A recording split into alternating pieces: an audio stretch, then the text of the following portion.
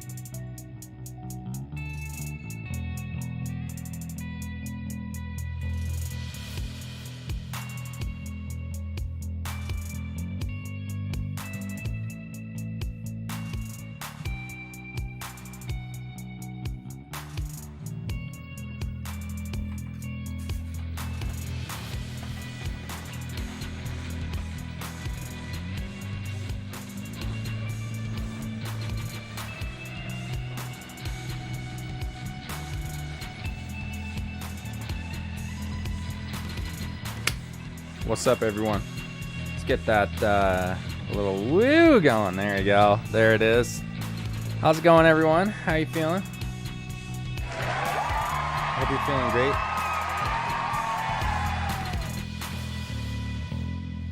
Whew, what a day. What a day already, man. I've been working my butt to the bone. Got Little Miss G easy. We got Crisis in the house. Have a good day. Hope you guys are doing well.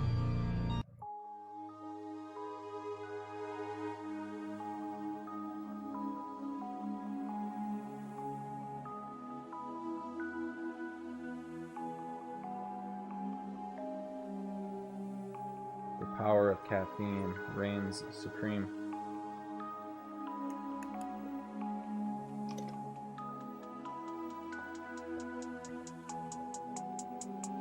Nice, Crisis. What's up, Christian Fandom Geek? How you doing? It's good to have everybody here.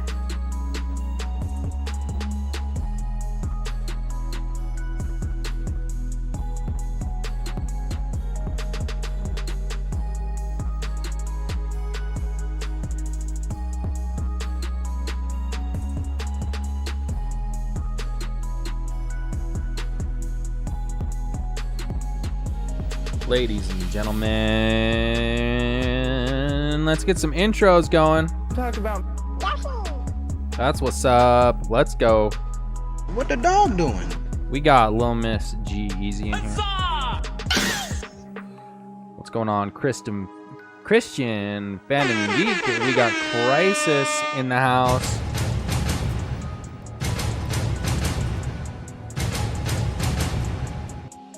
I got some stuff from my retro collection today.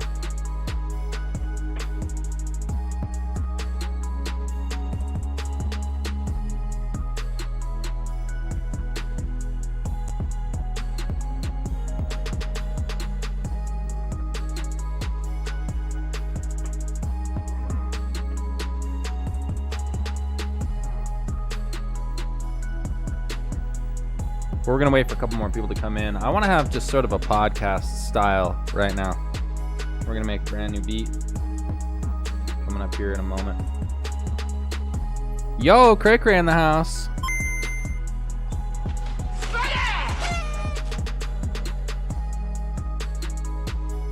What's going on, everybody?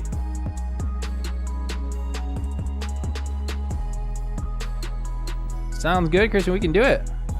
I made mozzarella cheese this afternoon. Next step is homemade pizza sauce, then full homemade pizza. Bro, that is sick. That's freaking awesome, dude. Proud of you, buddy. 20K. Oh, I gotta take a dang nap.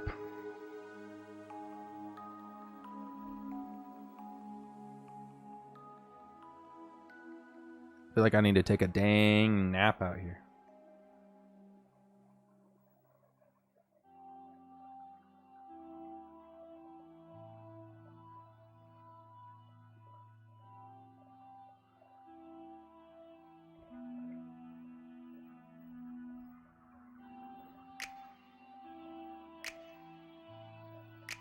Yoshi, you're gonna have to share some of those secrets with me one of these days.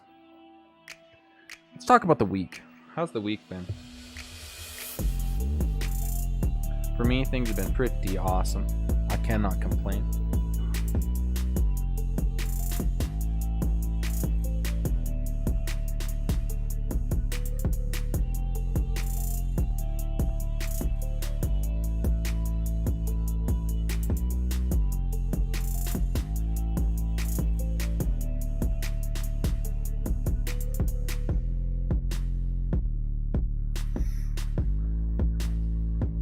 I'm as beginner as it gets, right?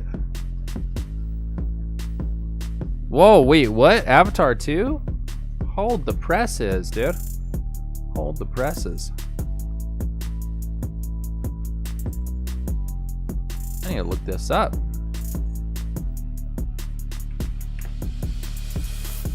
No way, it's coming out soon.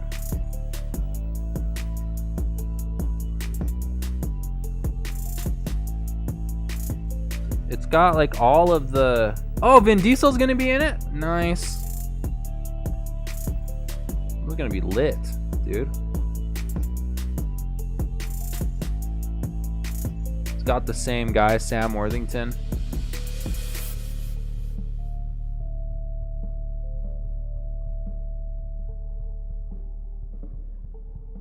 Nice. Got Giovanni Ribisi, but I don't know how to say that last name. Yeah, Stephen Lang, dude. He's like, he is such a military looking dude. That's gonna be sick. I had no idea. Right, Yoshi, I feel you. Obi-Wan Kenobi TV show. That's sick. Hey, Morlock, what's up? Yeah. Dude, it was, that guy did kind of look like me. He was just rocking out. The thing is, I wouldn't have stopped. Morlock, how's it going? How is everybody today? We're out here working hard. I've been doing a lot. I want to ask you guys about your day, your week, everything in your wheelhouse. Lamborghini Wheel Goose. Star Wars. I like the original Star Wars a ton, man. I think they're sick.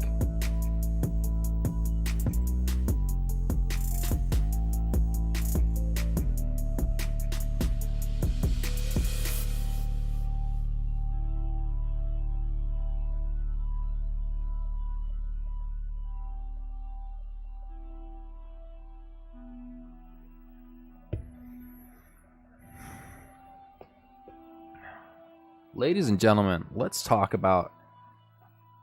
I like looking this up. Let's look up retro game news.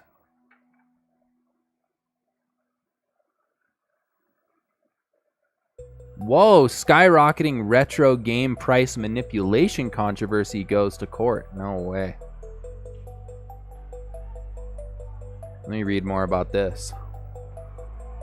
Yeah, they're definitely inflating those prices of retro games. I don't think any game cartridge should be worth not even 10 grand, but 100 grand and $1 million. Like, come on. Yeah, like how these are just so expensive. The market frenzy leading to record-breaking prices for retro games appears to have slowed since last year, but frustration over collectible grading firm at the center of the spike hasn't.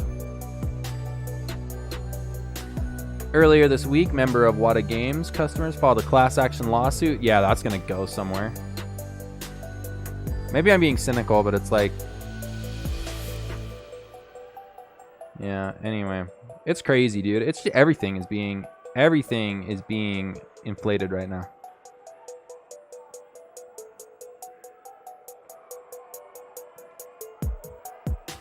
Ooh, that's sick, Lomas Goth. That's that good. That's that good info.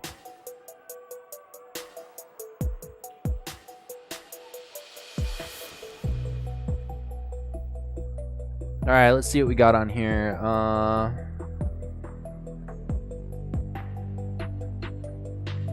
What do we got?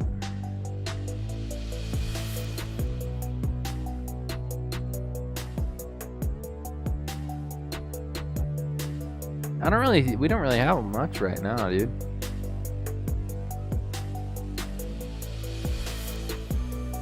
Oh, do you guys remember Ocean Games, dude? Ocean Software? David Ward, rest in peace, man.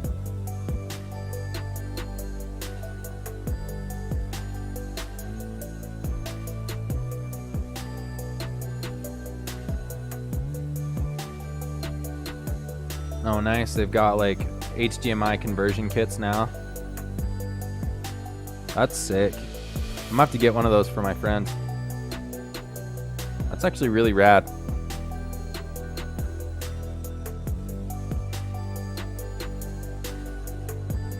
Very cool. Yo, Faja in the house. Powers, Faja. All right, we're gonna make a beat here in a second. But first, we're just kind of hanging out. We're talking about life. Tell me about your week. My week has been good. It's been busier than, well, I don't even know.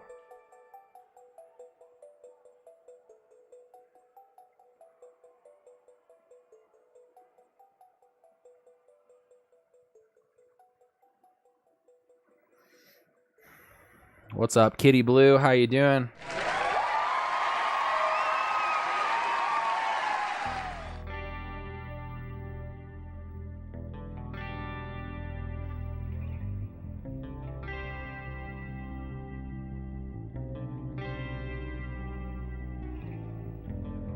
Ladies and gentlemen, we're out here for another awesome stream. Doing it non-stop. Kitty Blue, I hope you're doing amazing. Faja, I hope you're doing amazing. Lomas Goth, Morlock, Yoshi in the house. Hope everyone's feeling great. Crisis, CFG. Good week, kind of busy, still fatigued from that flu, but like I said, a little extra coffee and a can-do attitude. Sometimes that's all you gotta do. Yes, Money Train, let's go. Let's get it on.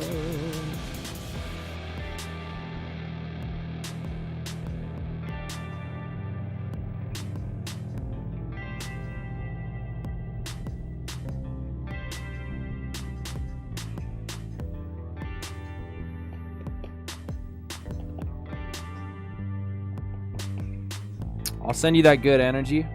I'll send you that good energy, Kitty Blue. I got you.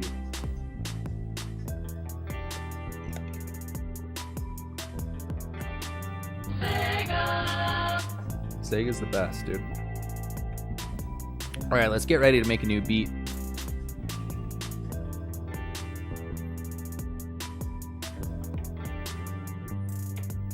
I'm feeling loosey-goosey. I'm feeling good. Oh, Kitty Blue, we got you. We've got you. We've got your back.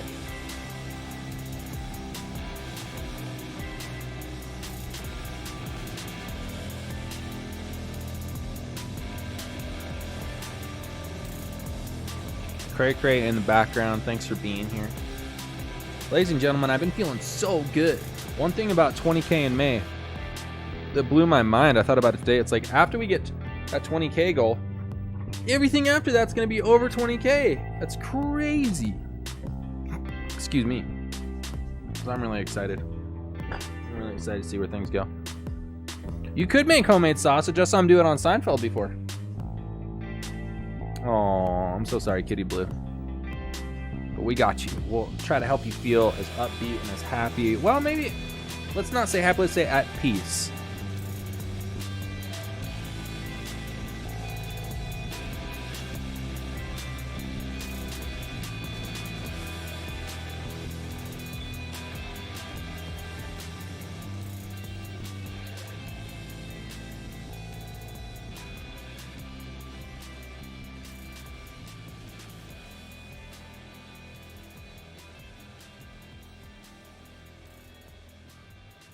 Alrighty. Hey, Maria, what's up? It is good to see you. Alright. Kaboom. Let's make some beats.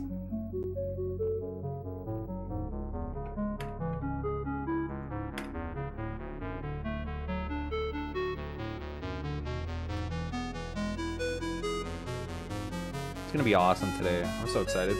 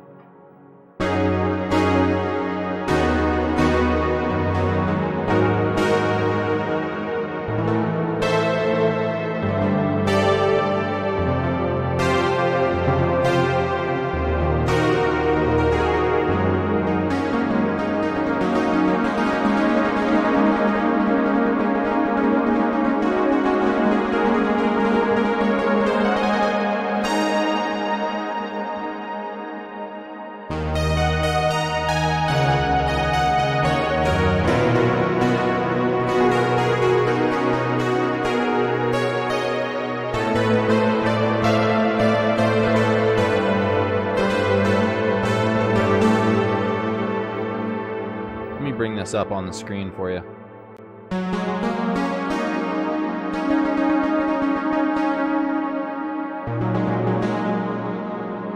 Thank you everyone for being here today. Thanks for the donos. Thanks for believing in me. I think the number one thing that you guys can do, honestly, more than anything, is believe in me. Because I believe in you.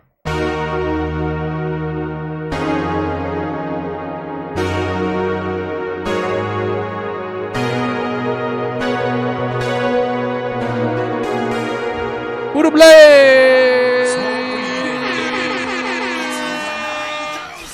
Whoa! What's going on? Welcome to Yoshi's Kitchen. See, I feel kind of like making a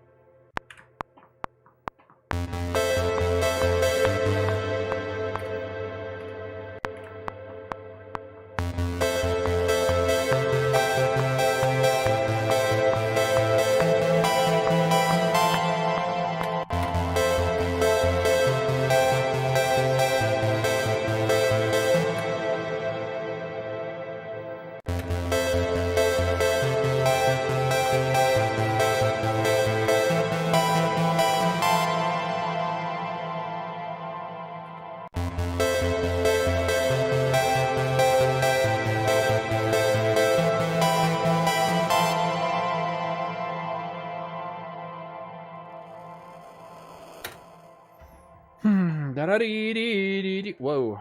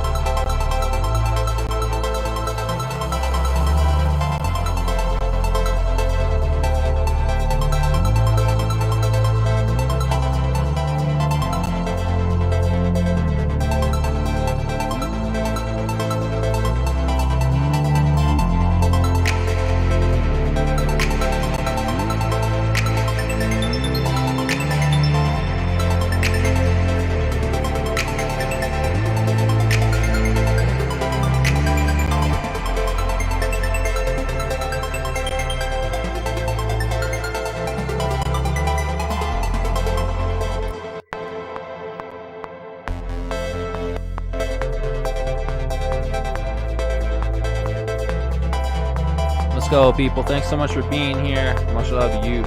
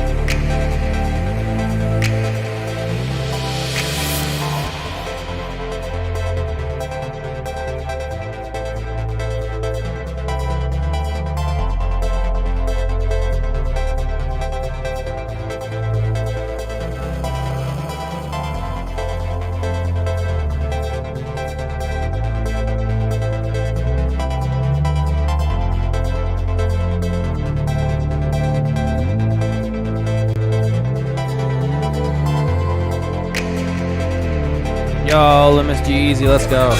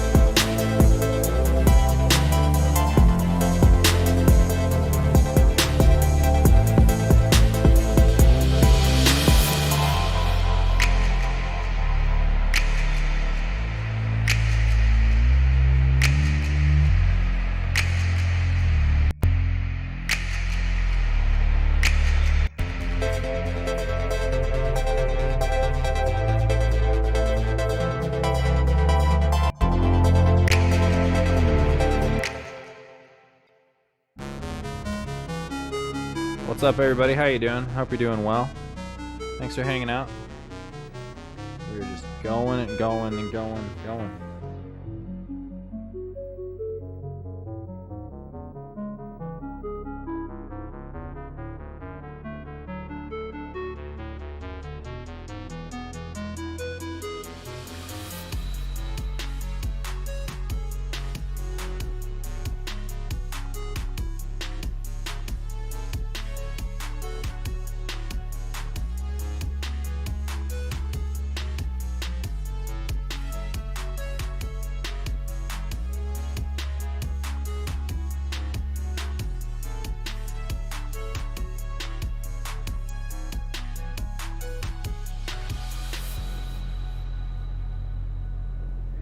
Alrighty. Nostalgia Train, how you doing? We are working on some music. We are chilling out today. How's everybody feeling? I'm so stoked about life, man. Woo!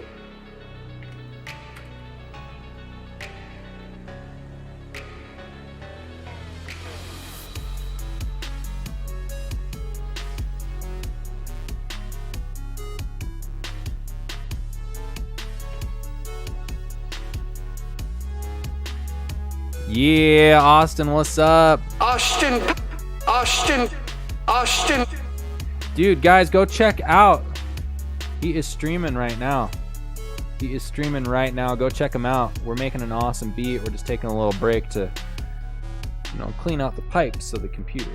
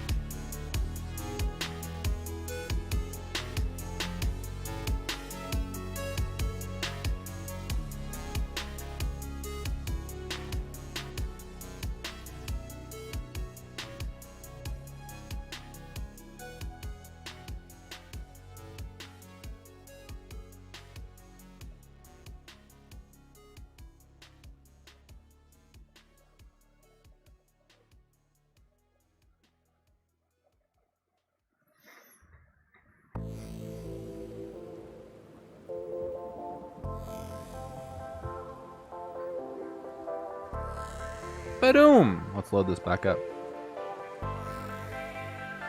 Ladies and gentlemen, I figured out in life, like, one thing for me. Cray Cray with the money train. Yes, let's go.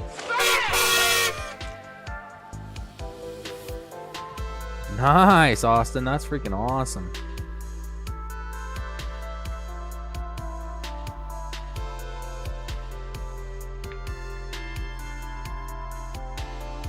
It's a freaking party, right? I know that it hurts sometimes, but it's beautiful.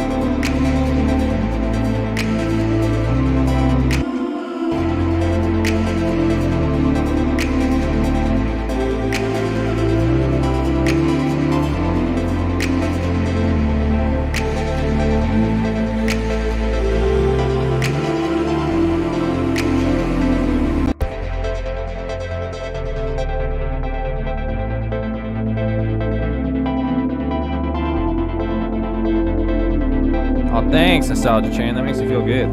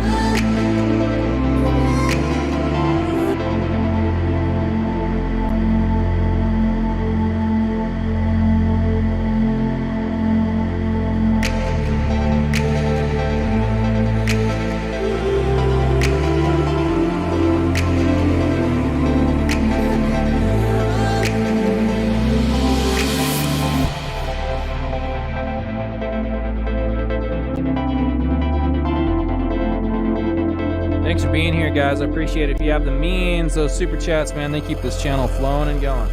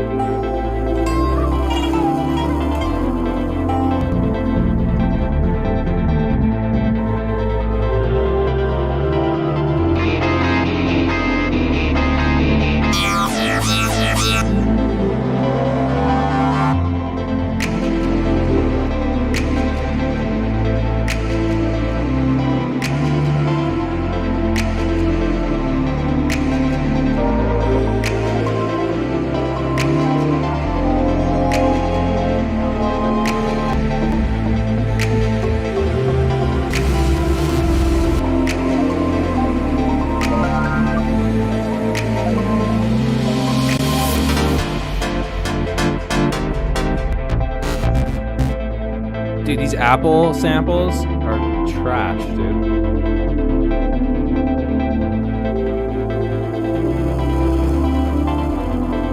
Yo, Mr. Lover, what's up? How you doing?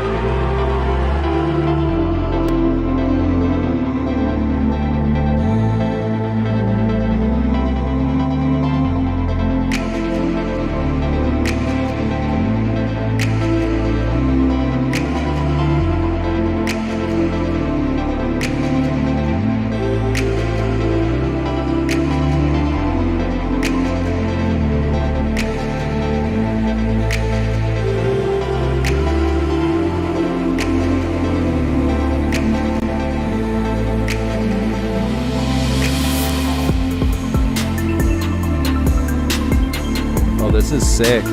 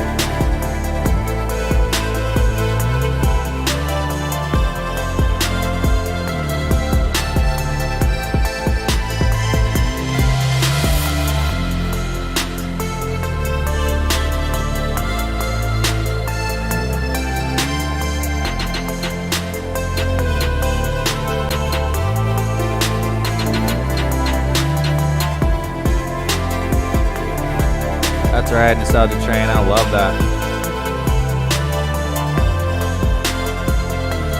Let's go, guys.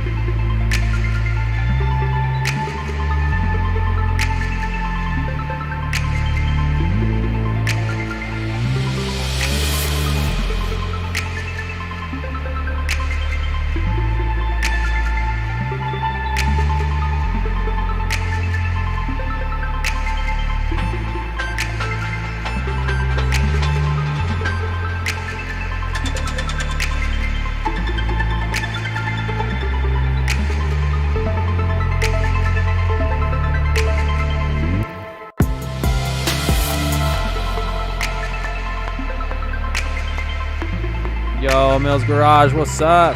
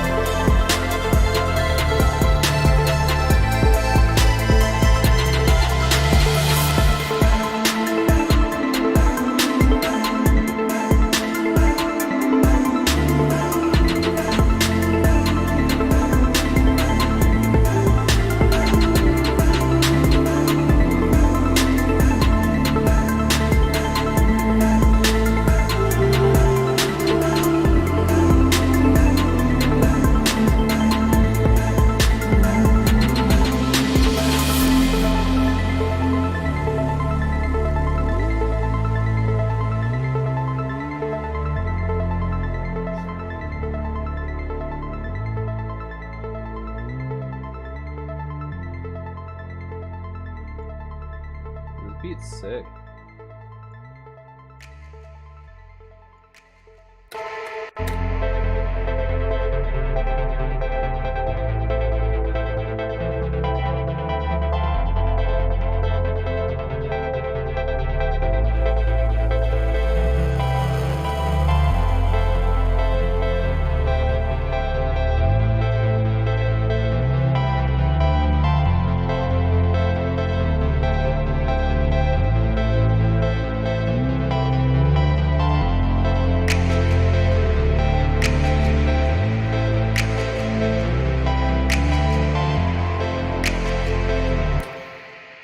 I gotta fix this up again.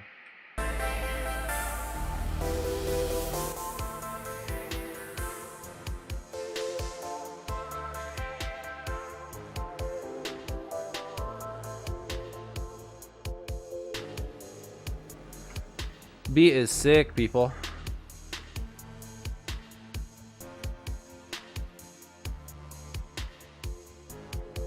Yeah, nostalgia chain, that's what I'm talking about.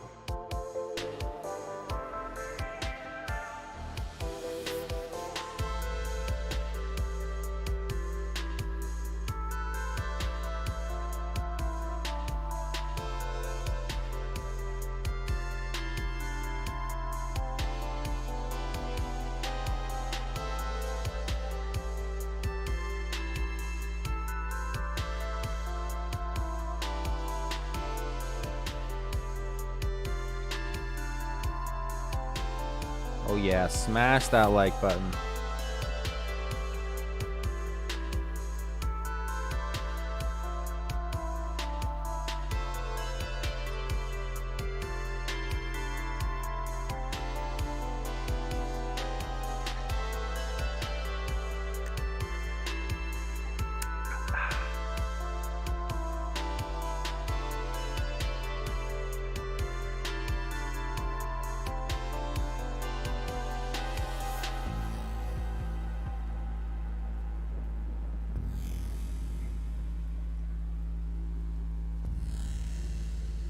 let's try this.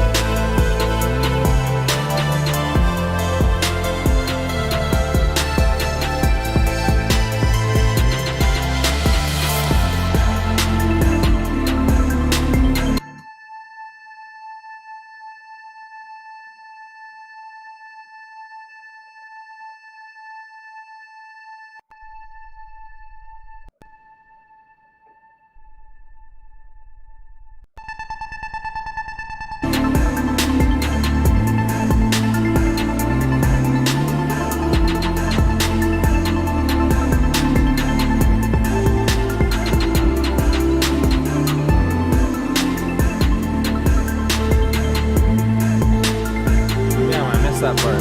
Sorry.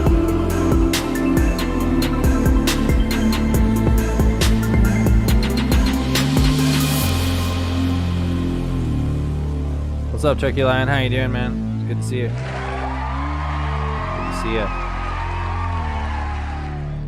Yeah, it's really good to see you.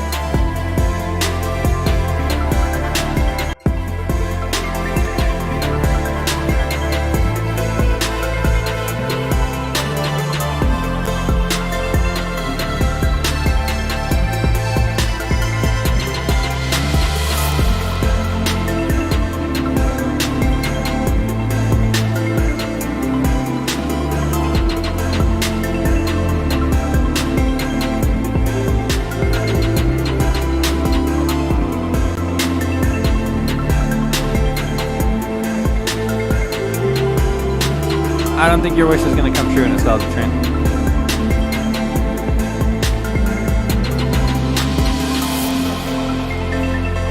At least not if you're going to naked-hd.xyz.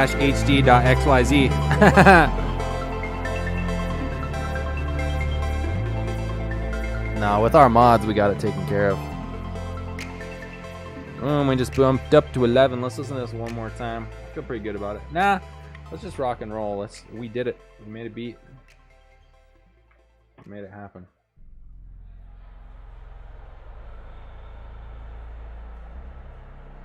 What's up, people? What's happening?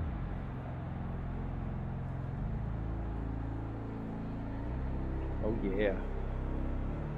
We made another beat. Holy cow, beat number 15 million.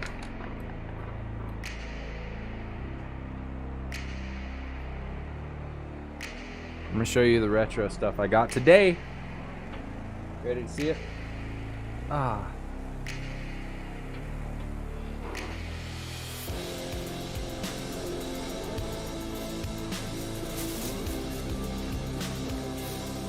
What should I show you first?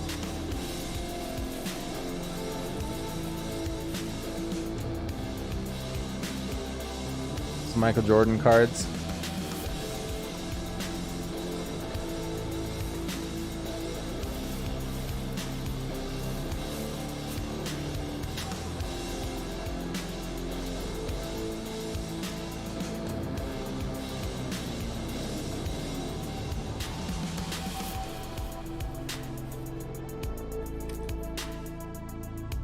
Check this out, dude. I don't have the gold play button yet, but I got some gold Pokemon money.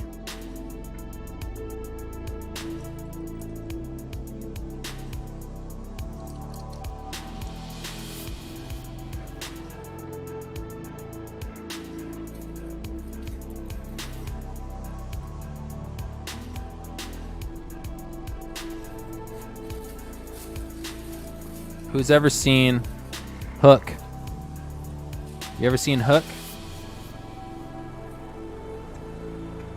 It's a signature from Rufio.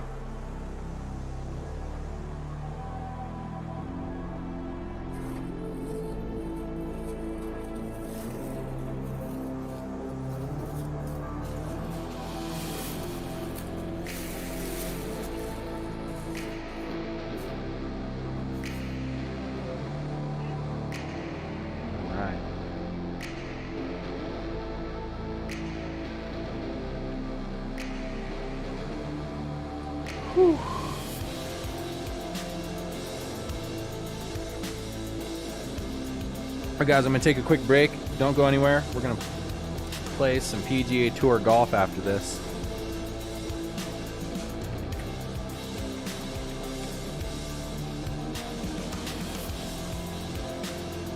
Thanks for being here, everybody.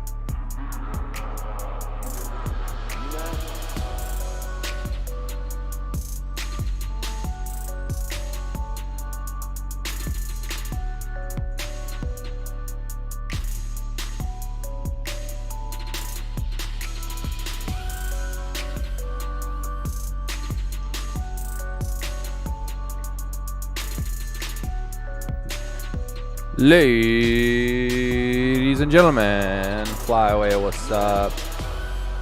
What's going on? We got Michelle in the house. What's going on? What's good? What's good? What's good? What's good? Yo, homie, yo. Dial Tizone, what's going on? I'm upstairs. Zelda Master John in the house. What's up? Hey, listen.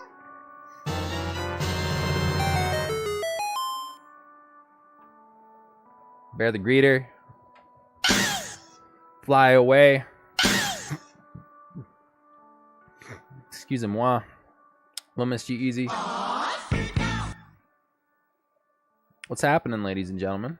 Let's have kind of a podcast style chat right now. Appreciate you being here. Hey, thanks, Flyaway. Thanks for being here. You know, it is what it is.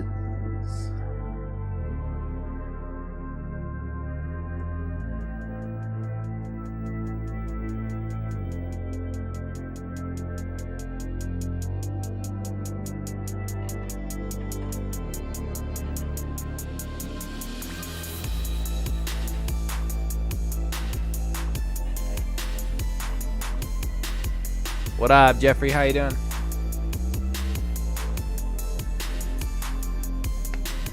Michelle, do you like the movie Hook? Who here likes the movie Hook? You smell what the Rock is cooking. Happy Friday the 13th. I'm getting the dude. Look, I'm getting a farmer's tan. Thank you, Flyaway. Thank you.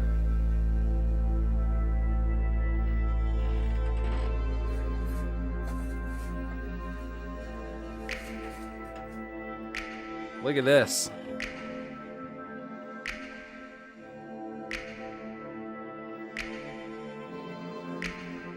Yeah.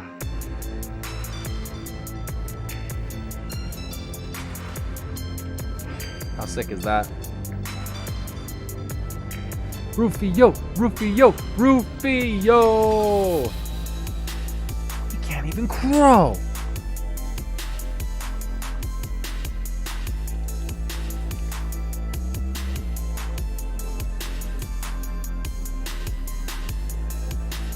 Got that thing for very low price. Isn't it sick? I love that movie. It's one of my faves. Yo, what's up, Willis? Guys, drop that link, and if you follow that link, it should open your Discord app.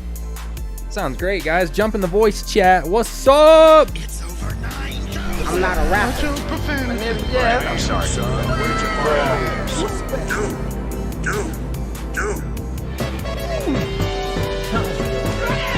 wizard. I'm sorry, Wilson! Shut up, Wesley. Shut up, Wesley. Shut up, Wesley. Oh, yeah! Yeah, you guys heard that Police song? Do. Da da da is all I want to say to you.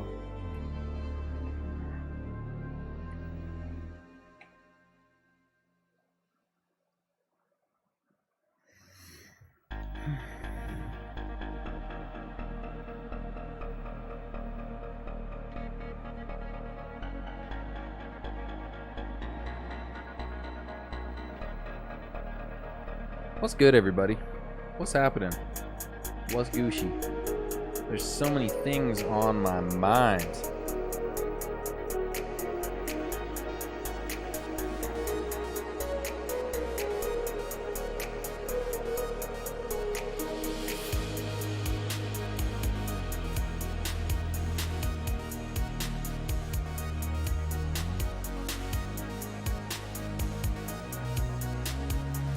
Oh, Michelle, that sucks. That's what I love about having a box at the UPS store.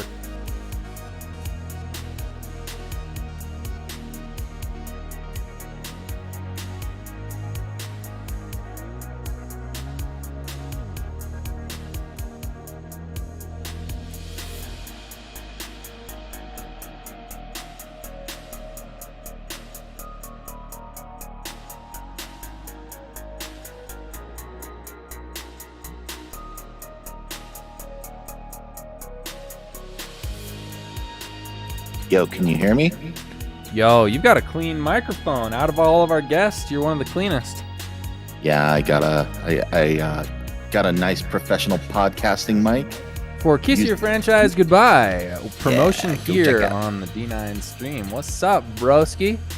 Hey, I'm pretty good. Pretty My good. It's a literal Friday. brother. Literal brother. Seed of Faja. How's it Spawn going, of bro? Faja. That should be our movie that we do together. Spawn of Faja. Spawn of Faja. How They you came been? from different decades, but they both had the same same interests. father. Both listening to Nirvana at the same time, yet very different ages. Both begging their father to take them to see Kurt Cobain live. But it was a school night. Dude, I remember- the last What- Nirvana show in Salt Lake City was on a school night, and that was the only reason I didn't go. A friend had a ticket. And he's No like, "Do you way. want to go?" And I'm like, "It's Tuesday. I don't know, and it's all the way up in Ogden. I'll What's see up, them Pan later. Devil? I'm sure." Michelle's saying, "Hey, Willis."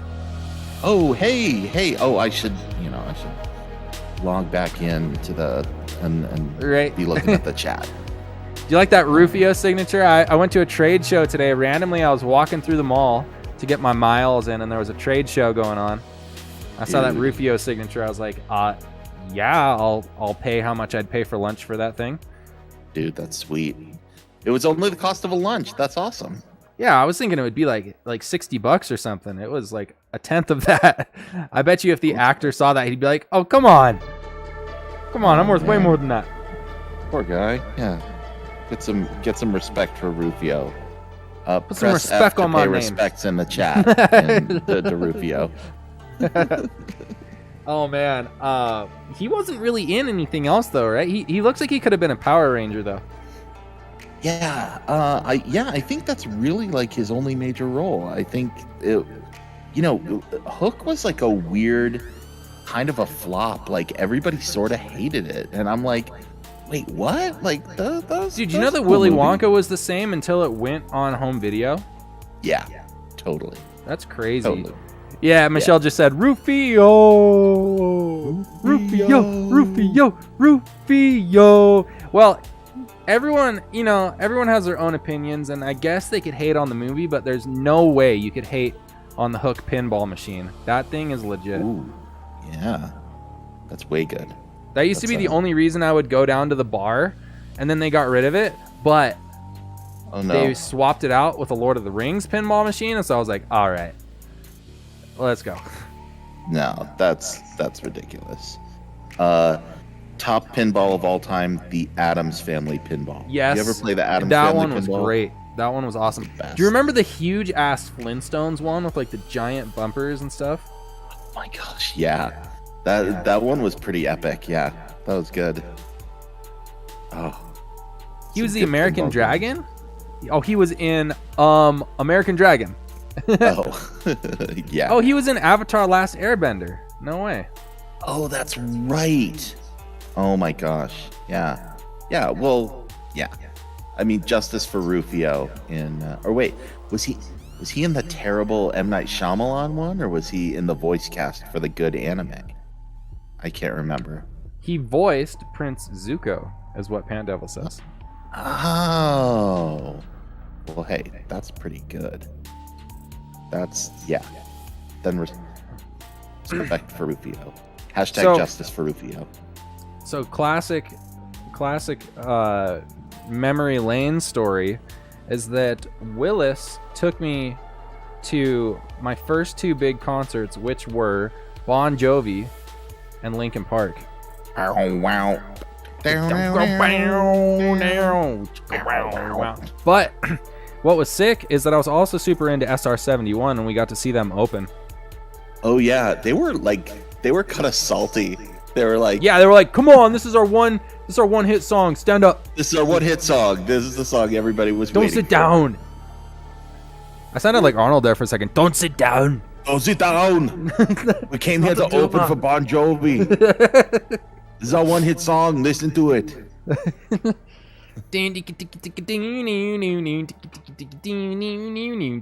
They remind me a lot of that band Lit, remember? Cars in the remember. front yard. I very much like Lit. I liked Okay. I liked I like yeah, My Own Worst Enemy was good, but they had a Ziploc. I really liked this song. If I could get another chance, put it in a Ziploc bag and keep it in my pocket. Oh, Yeah. love that. That was Okay, good. so here's And the then, story. Here's the yeah. story. What crappy small venue? It's either you heard about them playing or you went to see them play. No doubt. Oh no! I saw them play at an airport hangar in Orem. No They- way. There was this. Was that the old there was Uncle this- Sam's? Yeah. No way. They used to play shows there. Yeah. So That's crazy. or How it- packed it's was in, it? like, pretty packed. Although it was funny, because they were on a bill. It was local ska band Stretch Armstrong, Yeah, I remember local Stretch ska Armstrong. band Insatiable, and then No Doubt and the Dance Hall Crashers. And like way. this was early. This was way before anyone knew who No Doubt was. And all I heard was like Stretch Armstrong, Insatiable, Dance Hall Crashers. You want to stick around for No Doubt because they have a hot lead singer. And I'm like, oh, okay, cool. Yeah, I know, sure. And I'm like, hey, these guys are pretty good. This is some fun ska music. And then like a year later, They were huge. I'm just I remember- a girl. I remember I was listening to I had just learned about pirating music and burning CDs because my father bought a CD burner, and I burnt a disc with just one song on it, and it was "I'm Blue." Do do do do do. I was one of the first people to like get turned on to that song. Did I turn and you you were like, onto that and song? No, but I remember I came over and I was Oh. playing it, and you're like, I know all about this song. I've heard it all over Russia. Yeah. That song. I heard that song in like July of 1999. It just like played in all of like the open air markets whenever we'd go, and I was like, "Yo, What's up, world is ugly? How you listen doing? up. Here's a Here's the story." I'm like, About a little I'm guy. blue. I almost went to an Eiffel 65 show with mom because she wanted to see a different band. It was the X96 Big Ass or Kick Ass show or whatever. We almost went to it. We almost went to it, and then it was just like, I think mom was like, I feel a little bit too old for that crowd. Nah. Oh. Too bad. Oh no, wait. Faja said he went to the Stretch Armstrong show too. Nice. Yeah. awesome. That, Every time that I show see was Corey great. Fox, he always asks about Faja. Yeah. He's always like, "What's up with your Rightfully dad?" 'Cause, so. like they were the OGs of the Provo music scene, playing in the basement of Arby's. Yo, I just was talking with a friend on Twitter about the basement at Arby's. Okay, okay, Willis, you ready to feel old? An Yeah. artist that I'm working with, one of my good friends, Amanda, The World's Ugly, said July 1999 is the month I was born. So we were going up to Salt Lake and seeing shows, and I was playing Pokemon on the Game Boy, and we were doing all sorts of stuff. Tracting through Rostov-na-Donu, Russia. And she was a little zygote, dude. Yeah. Crazy. You were just a couple of cells at that time. Wow. Oh. Well, hats off, World is Ugly. It's good times. And but yeah, I mean I definitely feel old. I mean there's that meme. Back in my day when Stefani was in a ska band. I remember Thanks, before Grandma. I even had a phone. I remember I got stoked because Faja was like, "Hey, guess what I got you for your birthday, son?" And I was like, "What?" It's like, "Well, it's about time. Girls are going to start calling you. They've been asking for you a lot, and I think it'd be a lot easier if you had your own phone number. We're going to get you a second line for the basement." And I was like, "No way." Yeah. And he taught me how to like unscrew the phone jack and like put the orange wire on instead of the green wire or something like that. Mm-hmm. And I had my own number, dude. And I started chatting with the girlies, dude. So my dad hooked me up big time. Do you remember I think we're in like second or third grade, but there was a girl who was way into you, whose name was Claire, and she would always call and ask for you. I remember Claire. I went over there and always played King's Quest, man. Yeah, she was so cute. So Claire was technically, I think decreed by you and Matt, and like we both just went with it, like my first girlfriends. Yeah. Totally. Yeah. Third and grade. I remember I met her in kindergarten and she moved to Luxembourg or like Belgium or something. And I missed her a bunch and we were pen pals. And then she came back and I was like, I'm not letting this European girl slip out of my fingers and move back to Belgium. And so, no, we were like best friends for a long time. Yeah. But I think she was really cute whenever she'd call to ask for you. It was. But then, awesome. That was pre having my own line. You know what I'm saying? Yeah. Whoa, BYUtiful. That's cool. Imagine Dragons and Zion's Bank. Yo, dude. Fox a check to pay off. Dude, so it's actually paid. It's actually paid off now. They actually made it happen. That's great. No way, dude. That means the Velour's never gonna shut down, no matter what. Well, I mean, not no matter what, because no. Let's be honest. Corey Fox, probably with all the antiques he got, he bought something that's gonna like give him long age. Just like it's like from some ancient scroll that he bought with some door from like it. I asked him once. I was like, "Why did you move from Muse to Velour?" And he said, "I didn't have enough. Like I was starting to get too many antiques. I needed a place to put them." That's hilarious. But yeah, I mean, we were going to shows that Corey was putting on when he was like putting them on at Pier 54 Pizza or Pier 49 dude. Pizza or whatever it was. I remember that. Yeah. And I remember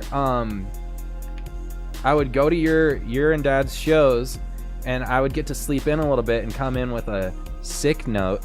And yeah, it's because I loved that though. I freaking loved it.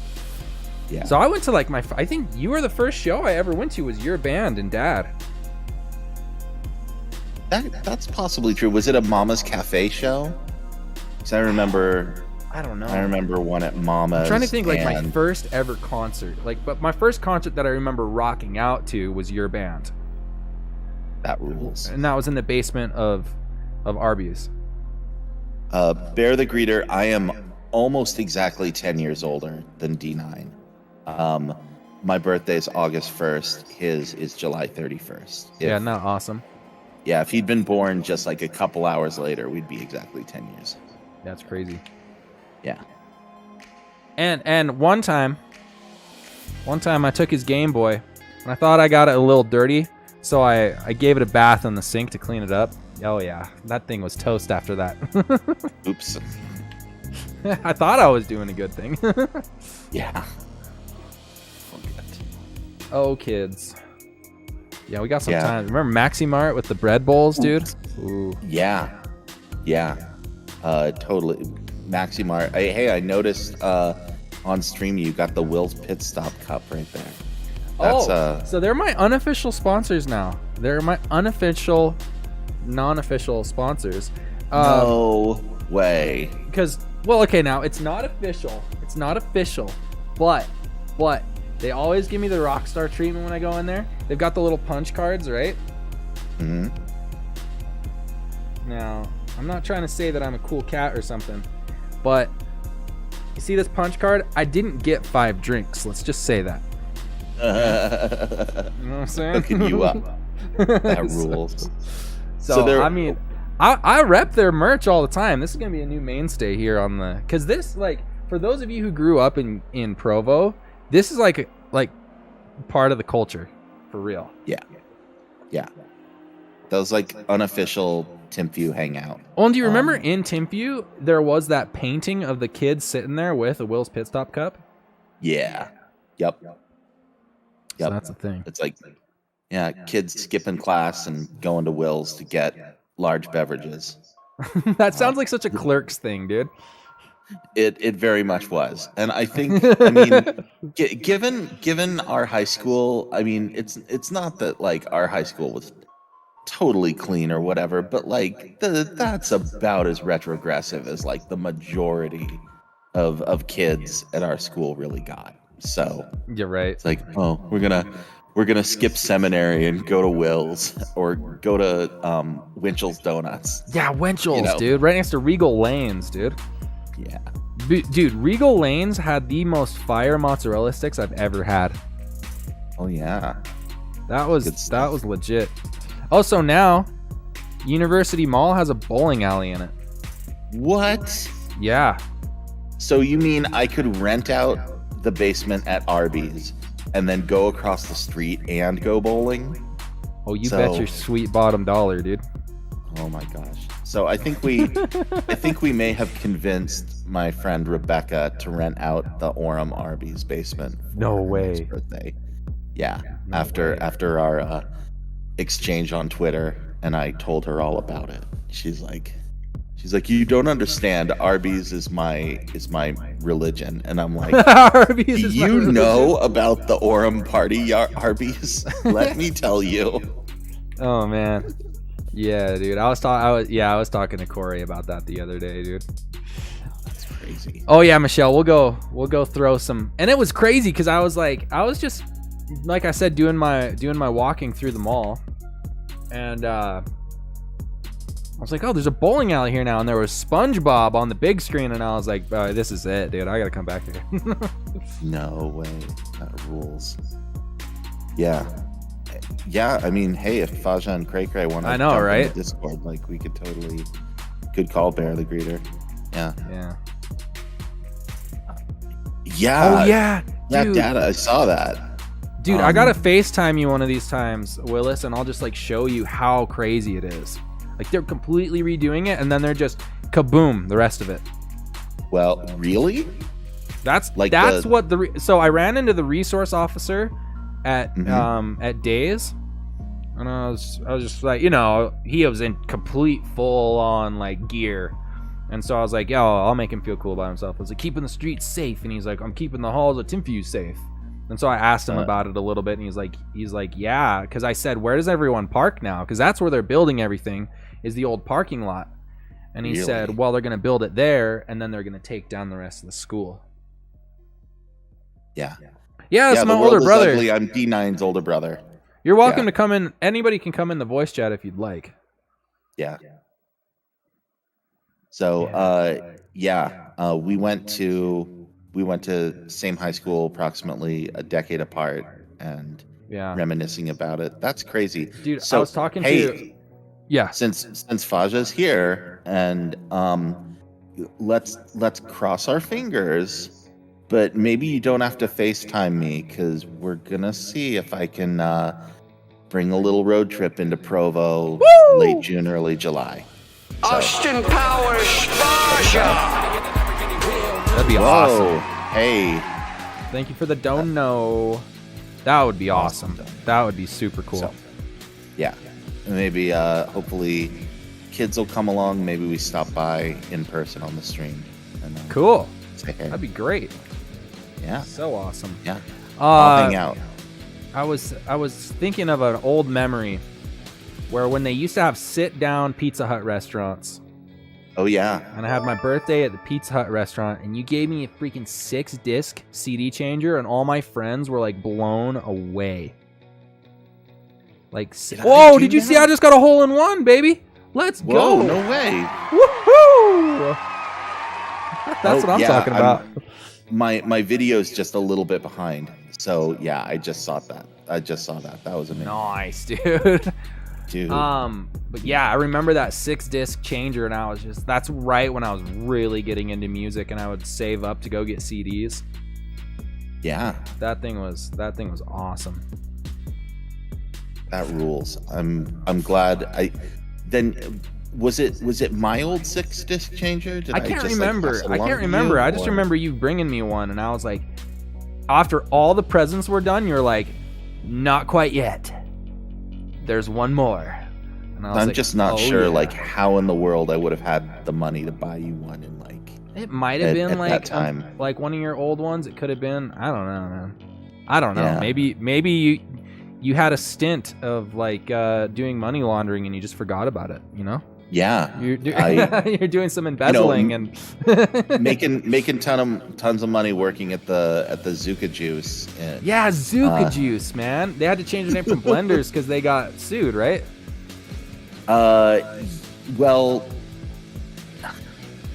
there's a long history. Yes, they couldn't get the trademark on the name Blenders because there was another juice shop also called Blenders in California. So they changed it to Zuka Juice, and then Jamba Juice sued them for saying that it was the same anyway. And then they just got bought out by Jamba Juice, so it made it like it was that one down in Brigham Landing by know. Burger Supreme, right? Yeah. Or Yeah, there was that one there, but there was another one also across from the University Mall, but it was the one that was next to the Hollywood Video, on the south side of the mall. Oh, So- yeah, dude. Hollywood Video. I haven't heard that in a while. And Einstein's Bagels. Yes. So yeah. Dude, there's that this new was, place called Bagel Den. I gotta say, Mhm. I thought it was gonna be all right. It was better than all right, dude. It was really, really good. Yeah. You never know with a bagel shop, man. Yeah. You can never know with the bagel shop. Hey, Cray Cray. Good to see you. Good to see you in the chat. We're all gonna hang out. Yeah, So, they totally. Faja, they Amanda totally says, work. the good old days. My mom worked at Pizza Hut for 8 years when I was younger, and we got the free buffet. Oh, man. Whoa. As a kid, that would be the best. And for like an 8-year stretch, you'd feel like that would never end. You'd be like, I'm gonna have free pizza for the rest of my life. Dude, that's awesome. Yo, Lima got the heat. Yeah. Well, hey, Bear the Greeter, I love the sentiment. You feel like you know every family member but me. You want to check me out? I've got a podcast. Oh yeah, that at podcast is Kiss awesome. Your Franchise Goodbye. We talk about movies and movie franchises. We're going through the Disney Princess movie franchise right now. We just did Robin Hood last week. I know that's technically not a princess movie, but everyone's like, this is our favorite Disney movie. We have to talk about Maid Marian and Lady Cluck. And I was like, okay. Yeah. And next up, because there are no rules on what a princess is, we're doing Lilo and Stitch. So that should be a lot of fun. That's awesome. Ohana means family. Well, I'm gonna mess up my display back here, but I will show you that I have one on my set. Wow. Oh, little Stitch. That rules. I'll see if I can put everything back, dude, where it should be. I need to just get a desk or something or a shelf. There we go. Yeah. Oh, Yeah, it was. You know, one of the most interesting ones that I've listened to lately was the Hunchback of Notre Dame one. Oh my gosh! And I was you just got like, to hear my stories about making out in the Sarah in Orem. Get the good old. They literally have a couch up on the balcony. It's like, what else are you supposed to do up there? Right, exactly. There's the makeout couch at the Sarah. That's what it was for. So Michelle says, my grandma got mad at my grandpa in Pizza Hut for blowing a straw cover off the straw. I can imagine that. Just like two older people, and it's like, don't you do that. What are you're so immature. When I was Sounds younger, like a cool grandpa. people were in awe when I would sit down with the all-you-can-eat pizza at Pizza Hut. And do you remember Doc's Pizza? Where was Doc's Pizza? Doc's Pizza was down, like next to the Dollar Theater, like the pizza buffet. Oh, okay, yeah. What we would do is we'd go skiing and we'd get super, super hungry, and then we'd just go have pizza eating contests. Yeah, that's awesome. I heard they tore down Movies 8. Yeah, they offered them renewal on their lease, and they just said, nah, forget it. Man, and so they're putting a co-working space there now. Oh. I probably have seen more movies at Movies 8 than any theater ever. Funny story. And probably will never see as many movies in any other. Do you remember how much neon was in that place? Oh yeah. It was so retro. It's freaking awesome. So funny story is that my two friends, like on a school night, friend number one, I'll use their names, whatever. So James, like, leaves his house at like 10, you know, after like everyone's asleep or whatever, and then goes and picks up Ammon, and they go and like, you know, sneak out to go watch, I don't know, like X-Men or something, right? Mm-hmm. And then like in the middle of the movie, Ammon's grandpa just walks into the theater. It's like, Ammon! Whoa. I guess he's just like, where would my grandson go? He'd probably to the movies. Like, but he wouldn't have had any idea. He found him out, dude. Wow. So, Doc's Pizza had karaoke Friday nights. That's fun. What was your? Oh yeah, I remember doing karaoke there. What was your go-to karaoke song when you'd go do karaoke there? I have my answer. I have two answers. Okay. Tequila, because it's very easy to sing, and then Scatman's World from Scatman John. Is that I'm the Scat Man? Skibbity bitty yum did it dope. Yum did it dope. Yep. Wow. No, then I remember doing for some reason the song goes, awake oh my airplane, awake oh my Filter. airplane. Yeah. Yep, Filter. Filter, take a picture. Take my picture. Yeah. I don't know why, I just like singing that song. Yeah. Bear the Greeter, thanks for the sub on Spotify. Really appreciate Yeah, that's what I'm talking about. That's great. Awesome. Yeah. Hey, Sailor Sassy wants to do karaoke with you. Are there good karaoke places in Provo? There's actually like a karaoke bar that I've never gone to. There's a karaoke bar down on Center Street that I've never been to, but I'd be down to do it. Is it like private rooms, or is it one big room where everybody gets one big room? Yeah. I like both of them. It's a totally different experience depending on what you're totally. doing. Yeah, if you're real. like just performing for your friends or you're performing for a crowd. So here's my Shark Tank pitch. Okay. I always thought a cool idea for a business is, so it'd be like Airbnb, but you'd instead of the whole day, you'd get time slots, and it would literally just be 2 lanes for bowling. So like you could do private bowling with your buddies, and it'd be like 24/7. It'd be in a bunch of different cities, and you just have an app where you like book the bowling lane. Wow.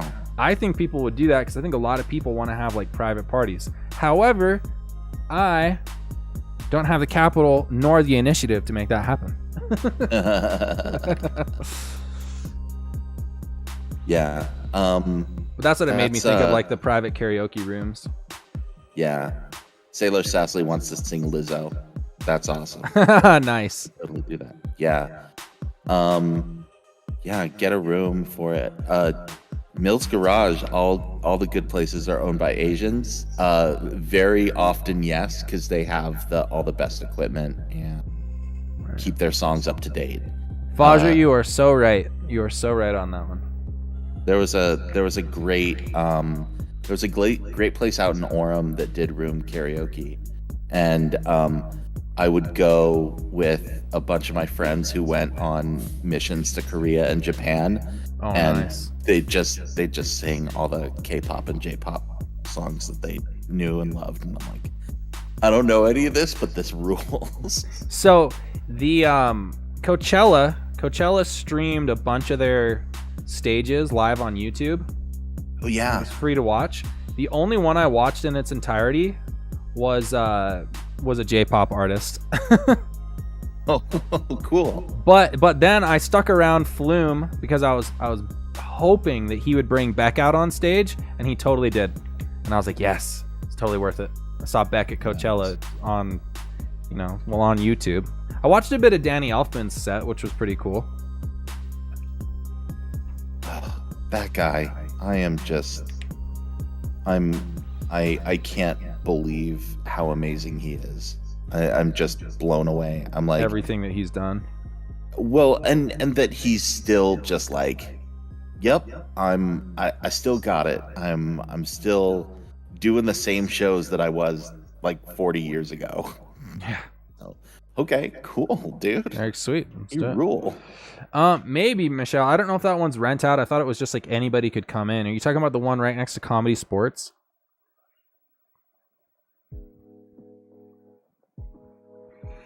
Yeah.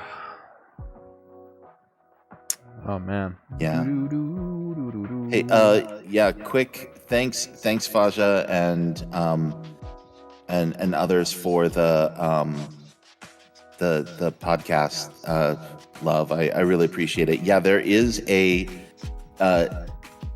Dan did the theme song when we were doing James Bond stuff. So the entirety of season 1 has a D9 theme song. Yeah. And then we did a long stretch where we were doing scary movies. We did Candyman and the Hannibal series. Yeah. And that all has D9 music in it Creepy too. And the Halloween D9 music music. bed too. Yeah. So if you're into James Bond or Candyman or Hannibal, there's D9 content on those too. Nice. Yeah, it's good stuff. No, I've been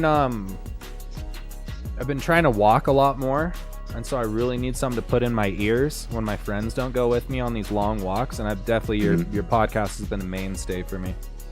Dude, that's awesome. Bear the Greeter, I would love to go on the tour. I don't think I could keep up. I am so busy with my work life, and I don't think I could keep up with an awesome rock tour. Until we get big enough that we can pay you $300,000 a year to just stack papers neatly, right? Yeah, I could do that. I could run your email and social media program instead of doing it for the Sierra Club. I could. Dude, that's like a goal. That's a goal, man. That I would love to hire you to do that. Yeah, to create some amazing email marketing campaigns, like a great email list. That's something I'm lacking right now. Yeah, it's a skill, but I'm trying to use it to solve climate change. Hopefully about the same time we solve all of our environmental problems and you get huge and going on tour. Yeah, we can segue into getting your bro in the ears of everyone who is now not going to burn alive, right? Yeah. If you could drop that link. There you go, Lomazgoth. Thank you so much. Appreciate it. Yeah. Dude, I need From to like that anchor page, you can get to the Spotify page. I need to get a trophy for Lomazgoth for it'd just be a big blue wrench. That would be the trophy. Seriously. For all the moderator work. Yeah. Best helper. Do you guys have any questions for two bros that grew up in the 90s together and the early 2000s? You started leaving what, around like 2005, 6? Yeah, I took off for New York in 2005. Wait, no, 2006. But yeah, like Willis and I were hanging out like other than when you went to Europe, when you went to Russia, like we were hanging out every other day, if not every day, for like what, a lot, like 20 something years straight. Yeah, I mean, or maybe not 20, but me like yeah, you know. Favorite punk band? Oh, that's a hard question. What's the band? My love for you is ticking clock, Berserker. I don't think that's a real. Is that a real band? No. That's just Olaf in Clerks. Favorite punk band? I mean, the Clash is punk, right? I mean, if you count the Clash as punk, then the Clash. Favorite punk band? That's hard. Feel like Suicidal Tendencies, maybe. Sometimes I do things, they just don't work out. All I wanted was a Pepsi. You're trying to tell me how to live my life?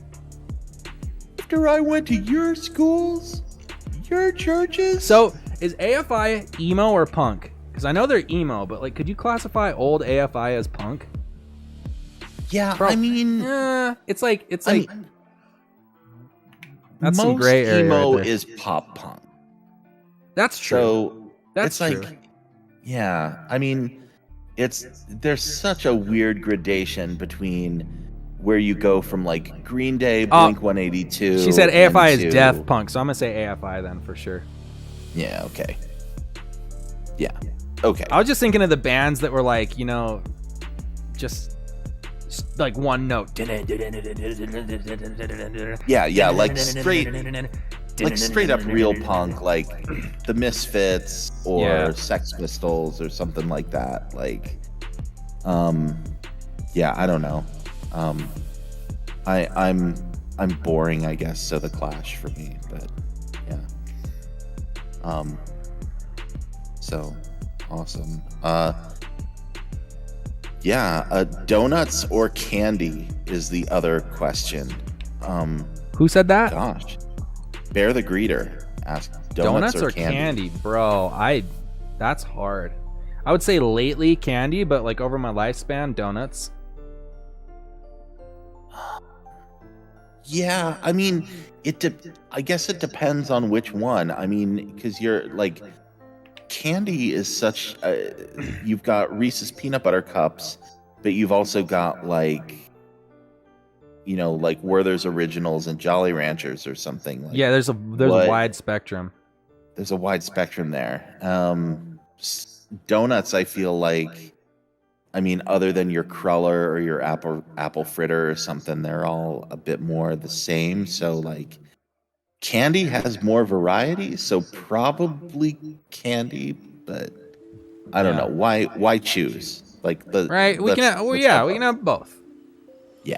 So congrats, Willis. We have some very prime numbers right now, and I believe it's because your microphone sounds so dang good, and Well, thank you.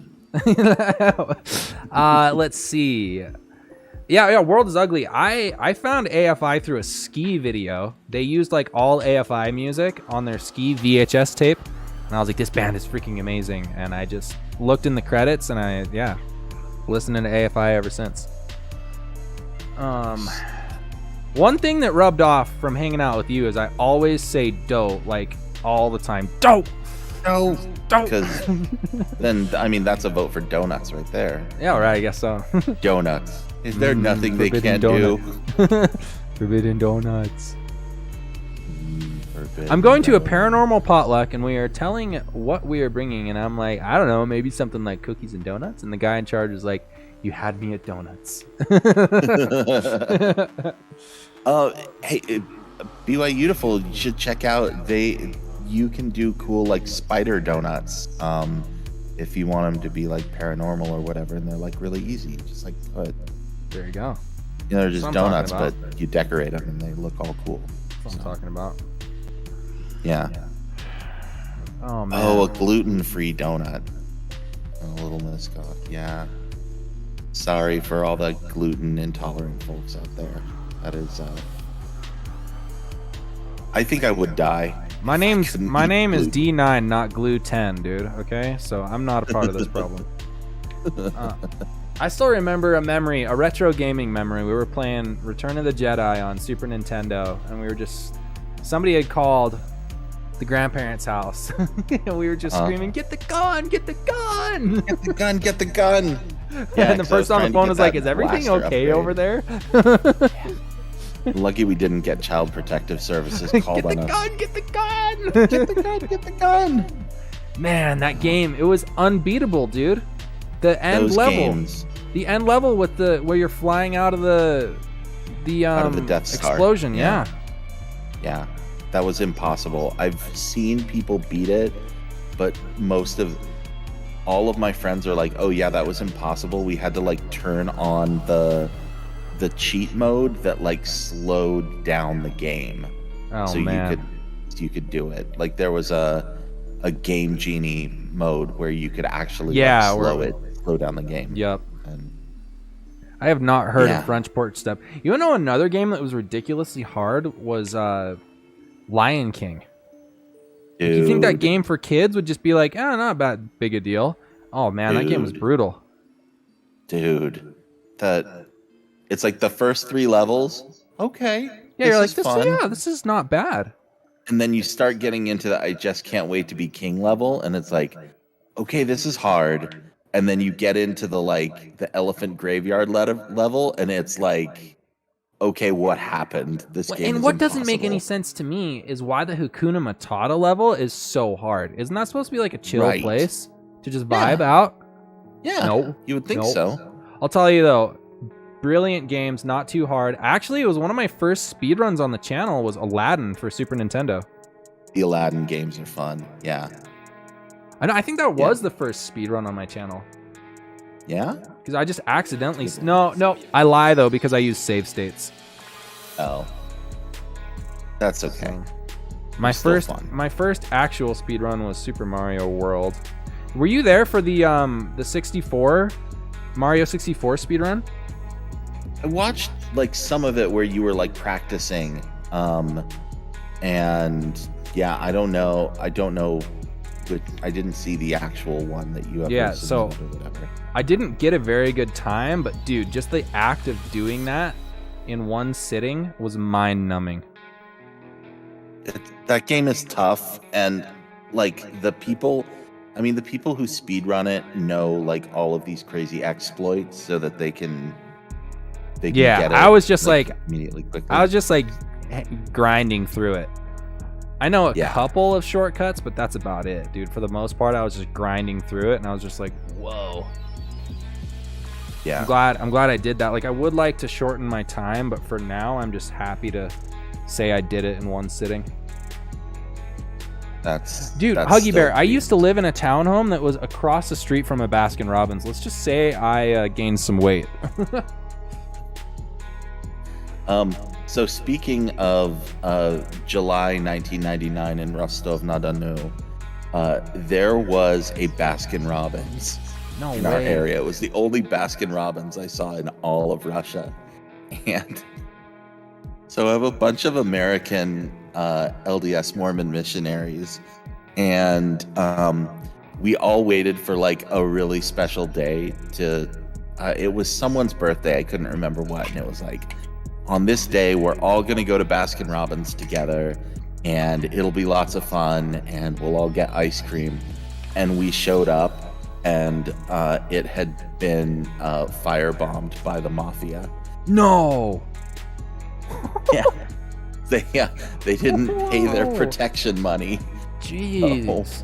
So, it's like, oh no, the Baskin Robbins got Molotov. Oh no. You missed your window of opportunity. It was back like a few weeks later, but it was that was a very sad, bittersweet day. You're like totally looking forward to like a piece of home. Nope, not here. Yeah. And then it So- was just like, you know what? Life is short. We shouldn't wait for special occasions to go to Baskin Robbins. We should Right? just go to Baskin Robbins whenever. Like, Then you all are like looking at each other. It's like we could have been in there when that happened. Nah, I'm just kidding. yeah. Oh, hey, Faja's asking if I remember ColecoVision. I totally remember ColecoVision. I love ColecoVision. And Faja doesn't know this, but my freshman year at BYU, some of the other people on my floor in Deseret Towers, like we all got into not console gaming, what's it called? Emulator gaming.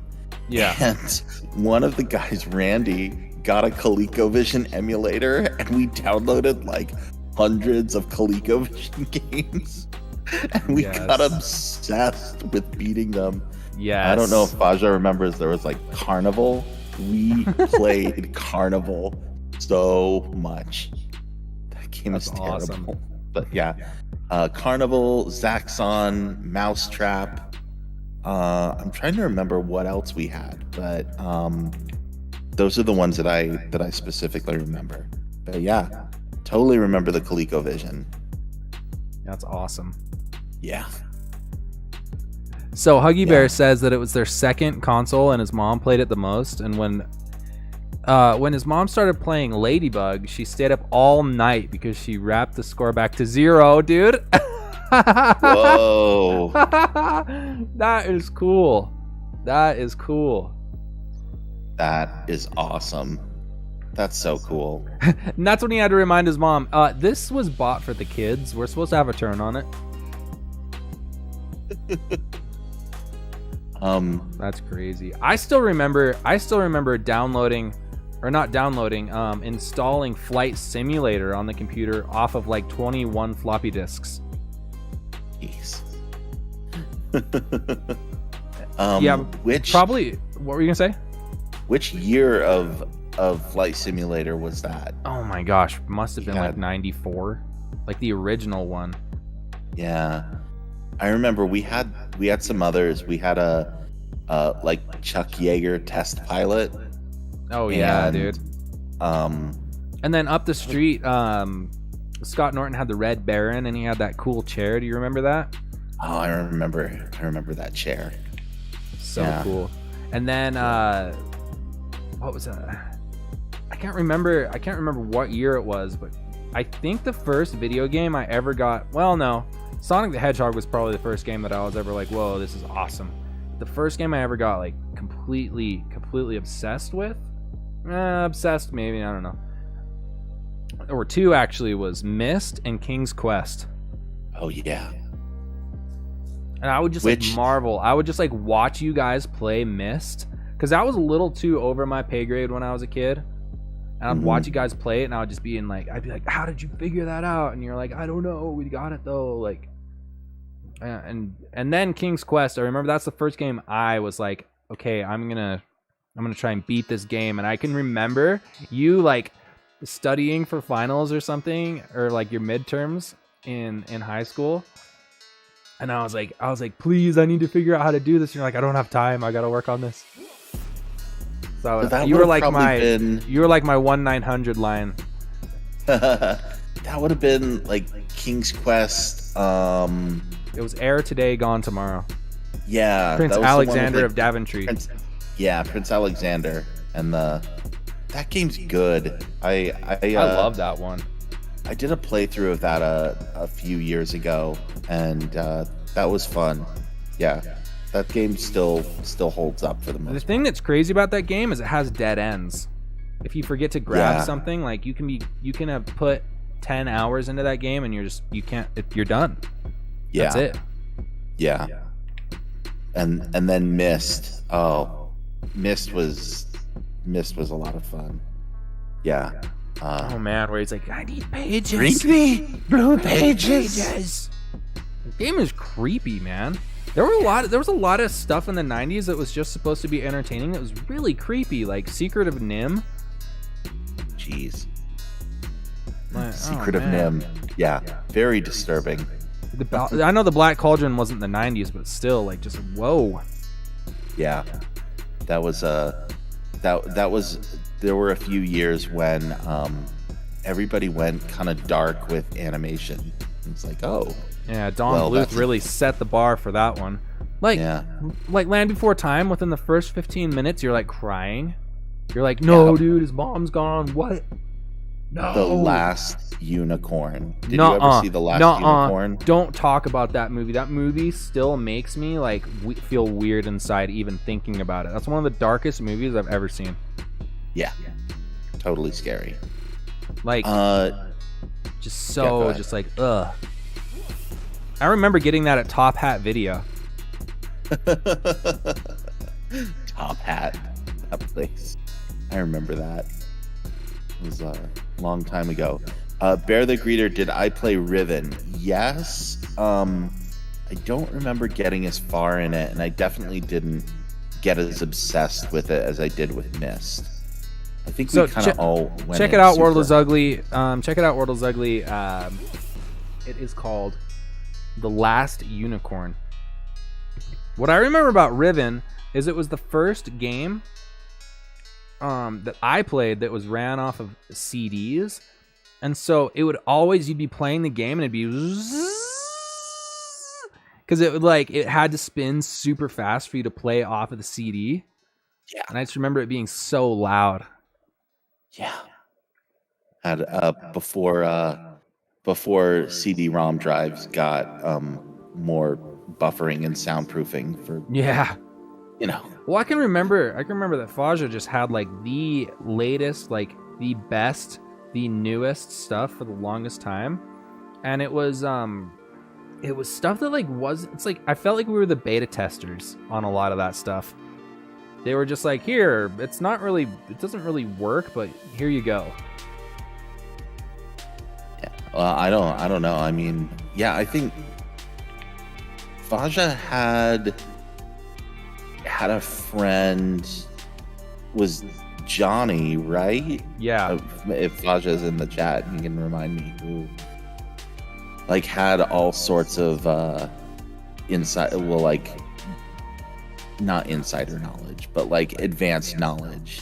And I remember getting on like internet bulletin boards, like early in like, that's awesome, like 94 or something like that, and just like talking to people about Star Wars in like Australia and being like, wow, there are people who like Star Wars besides like my friends. That's cool. Yeah, dude, you're just like, whoa. Mm-hmm. I remember when people would advertise their websites and there was like an actual internet catalog or like brochure that they would send to people's houses and be like, these are the websites that you can go to. Like, what they would do is they would just market to people that were paying for internet. Wow. Oh, here, maybe you know this, because I was thinking about this the other day. I would love to play this game, but I completely forgot what it is. It was this fighter pilot game that had like this really intense story behind it. You were like doing some sort of a Desert Storm mission. Do you remember that game? And you were like a team of mercenaries. Yeah. And there was one guy who he was like the chief. He was like the mechanic, and he was super like, if you came back and the planes were all shot up, he'd like get mad at you, but like sometimes he'd come along on the missions, and then like if you came back and everybody got shot up, he'd be like, so you just remember that for the next time for your lesson. And I guess I'll remember too, or whatever. Yeah, right. Yeah, like tons of voice acting. They really tried to develop the characters. Like I was just like, whoa, for a fighter pilot game. Or what about Mega Race? Do you remember that one? I don't remember Mega Race. I remember that fighter pilot game. I do not remember what it was called, but I totally remember that game. So Johnny Williams, who worked his tech support at RC Willie. There you go. That's crazy. It's like back in the day, if you knew anything about computers, you were like, whoa, no, you know how to work on computers?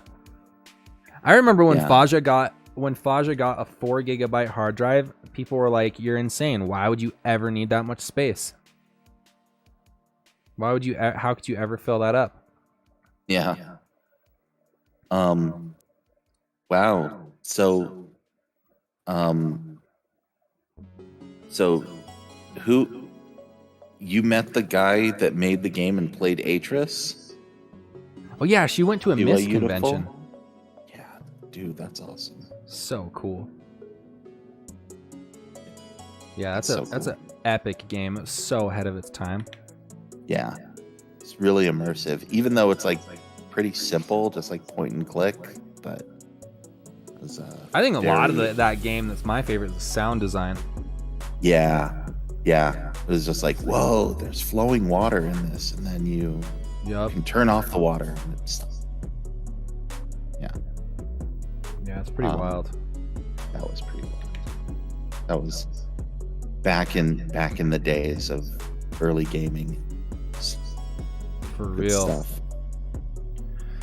It's pretty crazy how many advancements we saw in gaming. Yeah. Huggy Bear, you've been having fun applying for voiceover acting jobs, trying to get your voice out there. That's cool. That's way cool. I think voice acting is so amazing. I love voice actors, and I wish that they got more respect out there. Oh, for in fact, real. my favorite stuff right now is stuff that voice actors are producing. I don't know if anyone is a fan of Critical Role. Any critters in the chat? But a bunch of self-proclaimed nerdy ass voice actors who get together and play Dungeons and Dragons. Nice. And, I love them so much. They do such a great job. Speaking of voice actors, one of my favorite shows was Mr. Show because of Tom Kenny. Oh my gosh. Like that is a Mr. hidden Show. gem. If you guys have not seen Mr. Show, you are missing out, dude. Yeah. I love Mr. Show. They just had so many sketches that were like way before their time. Oh, yeah. And Bob Odenkirk and David Cross are just like so funny. And Oh, who, yeah. who knew Bob Odenkirk would grow up to now be this like elder statesman of dramatic television? Right? So Like, Faja said, when we were in the rental house, Johnny got us on the internet through BYU before the World Wide Web. Whoa, there was no graphic interface in those days. That's crazy. yeah. Yep. I remember, so in the rental house, we were right across the street from the high school, everyone, and there was this, it was like in between a heavy windstorm and a tornado, so it was called a microburst. Yep. And it ripped off a piece of the roof of the high school and it landed in our front yard. And shout out to my brother, is that he was babysitting us and we were all playing outside and he was like, yo guys, we need to go in the basement. Like, this is not cool. Something's wrong. And so I could have got smushed by the school if it wasn't for my brother. Yeah. Good call. I was probably already in the basement. Those days, that's probably where I would have been hanging out, where the computer was. Right? So I'm probably on the internet, just chatting with hot babes, Napoleon. I love where it's like, your grandma have to pay for that? It's like, oh yeah, it charges by the minute, and sometimes she gets real TO. It's like, yeah, I'd throw you right out the window. Yeah, no, but seriously, that was my, when we were on there and it was just bulletin boards, that was hilarious. I was on, my favorite though was the Alt Toad the Wet Sprocket BBX. That's awesome. And was on a really early like listserv of like Toad the Wet Sprocket fans, which is very funny. So, yeah. That's wild. But yeah, that was the best. Wait, what is this story? My brother had to sell his truck because they couldn't afford the gas and he got a hybrid car. Not having a truck in Texas is like getting neutered. Oh. That sounds like a Hank Hill thing where he's like crying. Remember, it's like, oh, there's water in the exhaust. Salmon, Hank. They put salmon in the tacos. No. No, yeah, seriously. I am so excited though for those Ford F-150 hybrids. Oh Those wow. are so, or the fully electric ones. Those are so freaking cool. Like, I would buy one of those tomorrow if hit the lottery or whatever. They're Yeah. pretty cool. But yeah, because living in Texas, that is a thing. Like, I'm driving around in a minivan because that's my speed. But For reals, yo. You do you is what I always say. yeah, That's what I say. yeah. Huggy Bear, I appreciate you saying that, man. That's a lot. That's a big thing. Like we're trying to cultivate here. And you can speak on that if you would like, Willis. I'd like to hear just everybody. I'm trying to cultivate a place where it's like I have my selfish desire of I want to have my music. I want people to hear my music, and I don't say that I'm a streamer. I say that I'm a comedian. Haha. So I want my jokes and my music to get out there. But I also want everybody else to feel like they've got a place where they can talk about what they're into, and it's an open platform for people to kind of a launching pad for their dreams as well and their goals. And so that's what we're trying to start here, and I'm really glad, Huggy Bear, that you said that you've had a lot more confidence from coming in here and hanging out with everybody. So that's a big thing of what I'm trying to cultivate here. There's a lot of places on the internet where it's like either, the host or whatever you want to say just doesn't give a crap about their audience, or is even like crap talking their audience. I've seen streamers like talk down on their viewers. I'm like, what? You do know these people are paying your bills, right? Yeah, it's not cool. So anyway, and I'm not trying to go about it in like a Tony Robbins way or anything. I'm not a Tony Robbins hater. He says some cool stuff. I don't want to be like a Gary V, Yeah. Oh, did you wake up at 4 o'clock this morning and post 18 things on? No, but I like to. But do my part. That's great, Huggy Bear. Yeah, like keep everyone apprised. Like if you go on, if you have an audition or like you. Oh, I would love to hear you that. booked something, like obviously. So sick. Even if it's just a little thing, every little thing is important. So you never know what it's going to turn into. Yeah. Like one of my descriptions, or one of my my ways to decide what success is like, am I having fun? Do I feel like I'm doing something worthwhile? And that's really all it has to be sometimes. Yeah. No, but hey, Huggy Bear, it's great. You're not, taking up space sometimes is just, just hanging out with friends and talking about what's real for you, and that's okay. Totally. A question from Bear the Greeter says, "Is it odd I want to get to know you like I got to know the rest of the fam?" Not at all, my dude. Hey, if you got any questions, shoot them over. I'm happy to answer them. So, whatever you want to know, I'm an open book. So For real. I'm Dan's bro. I'm boring. I live in Texas. I'm Willis's bro. I'm boring. I live in Utah. I'm just playing. But I feel like at the end of the day, we're like us, the Wilson clan. I feel like we have a really I don't know how to describe it, but it's like we don't really.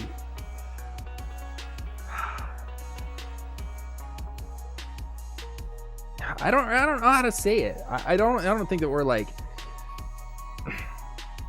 we don't need the spotlight on us, but at the same time, it's like we don't really leave the room. Like everyone in our family has like a pretty big personality, I would say. And is doing something cool, I would say, absolutely. Like everybody has done and continues to do cool things. Like nice people. So let me just rephrase this. Our parents did a good job. If they're listening, they did something right. Yeah. Hang on. I'm texting someone real quick. But yeah. Oh, you're good. Absolutely. Yeah. So. Yay, Jose Wallace, what's up?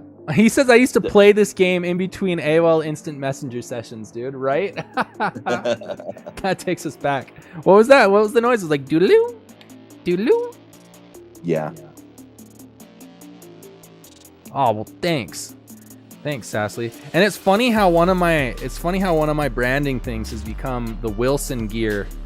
And the funny thing behind that is when I was a kid, I took a basketball home from basketball practice, and they're like, "Oh, you can't do that. That's not yours." I said, "It has my name on it. It says Wilson right there." And they're like, yeah, no, that's. We're gonna have to talk to you about that." You know, sometimes I talk about negative things in my videos, but the reason I do is because we can learn from our mistakes without reliving them. Absolutely. And I think it's not bad to talk about negative things if you put a positive spin on it, like you said. Oh. Sassly says my first boyfriend was on AOL Messenger. There you go. I wish that would have been fun. I never had an internet girlfriend. That would have been a great time. Right.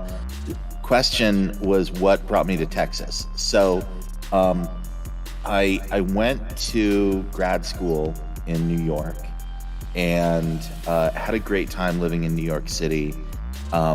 But after getting my degree, it was just like, wow, it is really expensive here, and could probably do just as well if we wanted to, live someplace else. And I had one kid at the time, and we had another one who was on the way, and we're like, it would make sense to move to Texas. I got a job. My wife's family was all here, mostly in Dallas, some in El Paso. But and when I was looking at grad schools, I almost chose to go to UT Austin, to the LBJ School of Government here. What's up, DJ Darren? So it was great.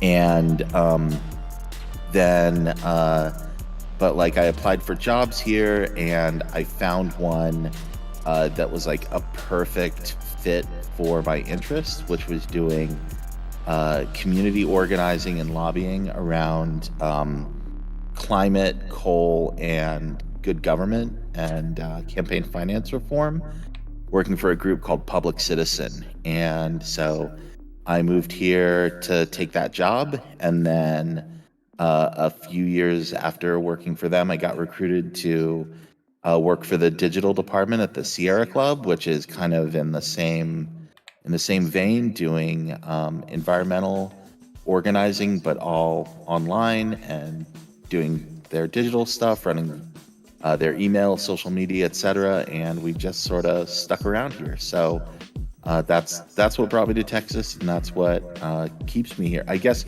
the like kind of existential question though was, I'm like, I feel like if I really want to make an impact on solving climate change, I need to move to the place where I can actually affect something that would actually have an effect on the world. And it's like, stuff's moving in California, New York, or whatever. I better move to the state that has the most carbon emissions. If it were its own country, it would be the 8th biggest CO2 emitter in the world. So California? No, Texas. Oh, Texas. California is doing great. Okay, I was gonna say I thought they were doing a whole lot better. Yeah. No, so that's what I was saying. Texas is just like, whatever.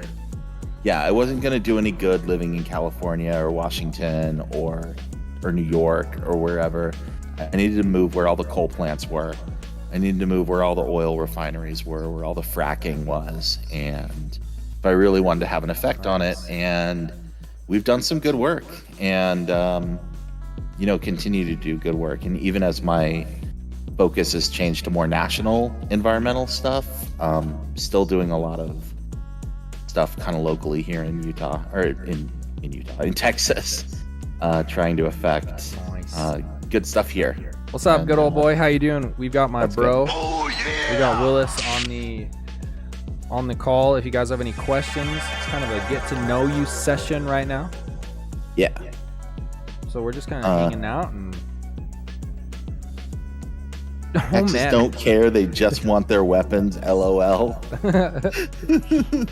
It's kind of true. Yeah.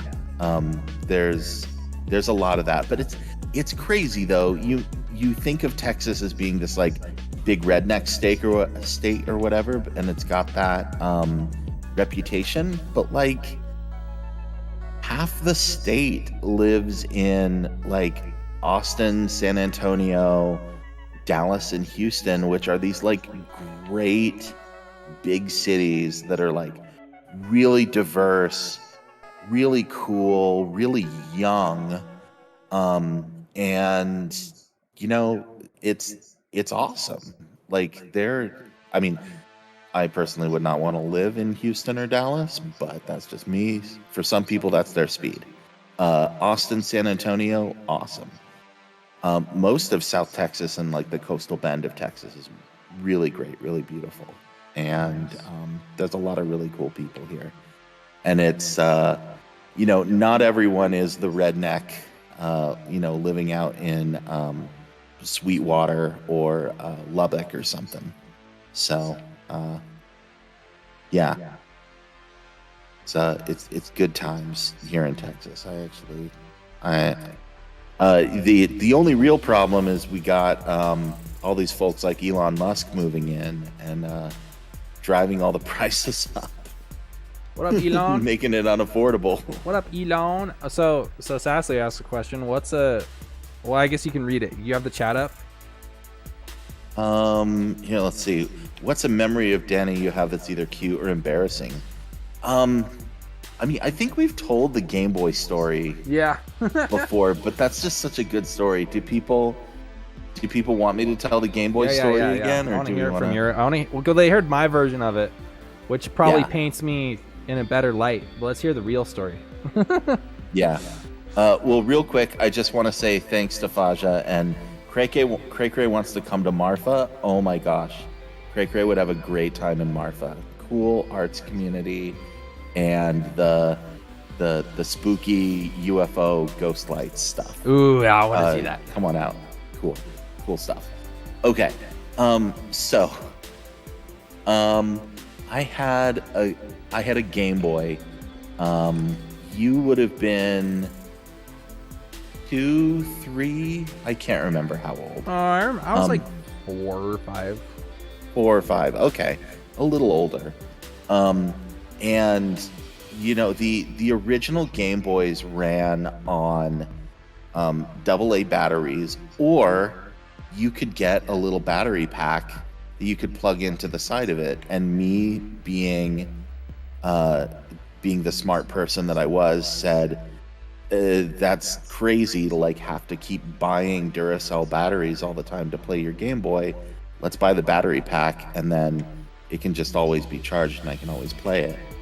I loved that thing. And then I just sort of had it plugged in, and Danny just grabbed it one day, and it's if you've ever seen one of them, they were little round things. I mean, they kind of look like a mouse. Here, I'm gonna look it up. I'm gonna show him a picture of it. You'd plug into your computer. So it's like Game Boy battery pack. Battery pack. Let's see if this comes up. Yeah, the rechargeable battery pack. Let me pull it up. Yeah. Let's see. I think there's got to be a bigger picture of it. Okay, let's see if this is the one. If anybody still has them. That little thing, right? It's like gray with a little cord on it? Yeah, little round potato with a cord on it. That's exactly it. That's what they look like. You plug it into the side of your Game Boy. And so I left my Game Boy like on the couch or something, and little boy Danny toddled over and was playing with it, and he grabbed the battery pack and pulled the cord out from it and held it up and said, "It's free, it's free, it's free." Hey man, you gotta free it, dude. It was encumbered by the shackles that was betrothing it to that Game Boy. Come on. It was. Yeah. It's just a liberator from a young age. Yeah. And then I think you might have been involved in it getting dunked in water at some point. No, I remember that. I remember that distinctly because what I did is I remember I had like dirty hands from eating, I don't know, popcorn or something, and I was like, oh no, like it would be so polite for me to wash it before I give it back to him. You know, like isn't that the nice thing to do? And so I filled up the sink and dunked it in, washed it with soap, and then I gave it back to you and you were like, what did you do? I was like I cleaned it. Like the top 10th of the screen was full and or was gone. Like just those pixels just never worked ever again. I remember that, dude. And so if you got good at playing Tetris on that Game Boy, you were good at Tetris. Yes. That was and I think that's how I got really good at Tetris, was I had to use that.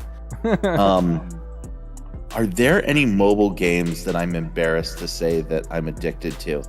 Oh yeah. Stupid Gardenscapes is my Achilles heel.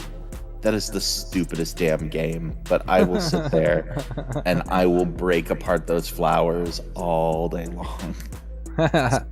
It's I don't know, just a nice, easy little serotonin rush to make me feel good about solving a puzzle.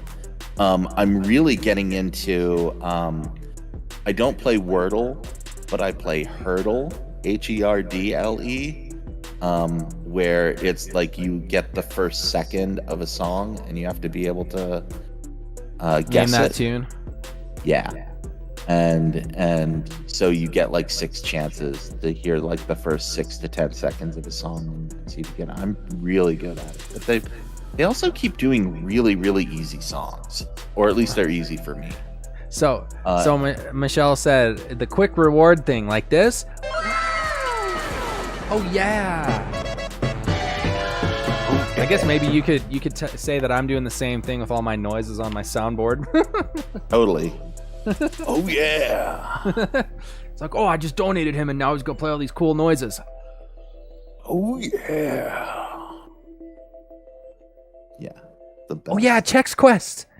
So he asks, did you ever find a physical copy of Chex Quest in the Chex cereal? Oh, you bet we did. We played the crap out of that game. That thing was like Doom PG version. Yes. Yeah, see? Crazy. Look at Michelle. She just said that she was a member for 26 months. Now she gets Macho Man Randy Savage. Oh, yeah! She gets a teleporter from the original Star Trek, or Next Generation. And all the money noises, you see? That's how it works, dude. That's the way the internet works. Bulls. Do you remember, or is it just me? Maybe because I was younger, it seemed like a bigger deal to me, but Sundays when Next Generation would come on was like a family treat.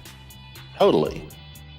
It was Totally. so cool. Grab your snacks. Like sometimes Cray Cray would make like delicious desserts and we would just be like all over the couch and just Faja would be like in the bigger chair and we'd just be watching the new Star Trek episode. Yeah, it's for those like those last 3 seasons especially. Yeah. Yeah. I remember that. That was way good. I think that was like. Oh, and here goes Michelle. There we go. And I'll do the Mr. Krabs. Money. Ah, money. Money. Yeah, those were some good times. Yeah.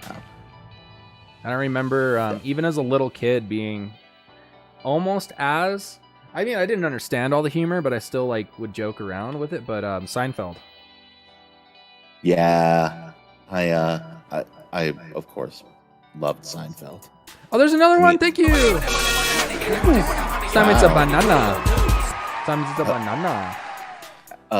Excuse me, a peach and then a banana. Getting a little salacious here. Oopsie daisy. Oh no. Call the BYU honor code on this one. Oh dude. So I was just sometimes I don't know. I wouldn't want to say it's one of my hobbies because I don't think I'd go that far. But Google Maps or like Street View, I'm just intrigued by it, right? Mm-hmm. And so I'll go like walk around Street View sometimes. Oh, needs a quick reward. So, there you go. There you go again. All right, here's your quick reward. I'm just gonna give you all of them right now.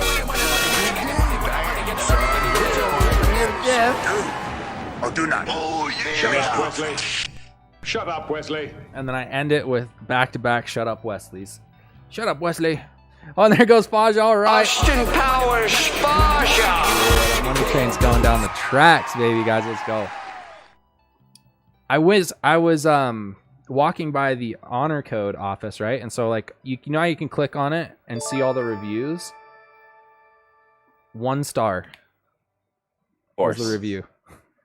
And there were like 1,000 reviews.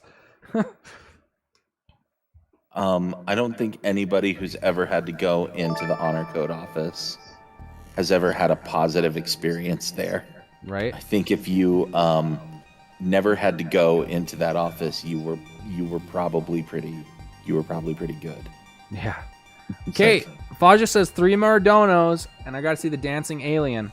We'll do a full-blown money train with 3 more. We get Kip out there. We get the money raining down. We get Faja's psychedelic money train. We'll do it. Yeah. Do you see Michelle? She says, I totally didn't do that on purpose. The peach and then the banana. Yeah, a likely story. Sure. A likely story.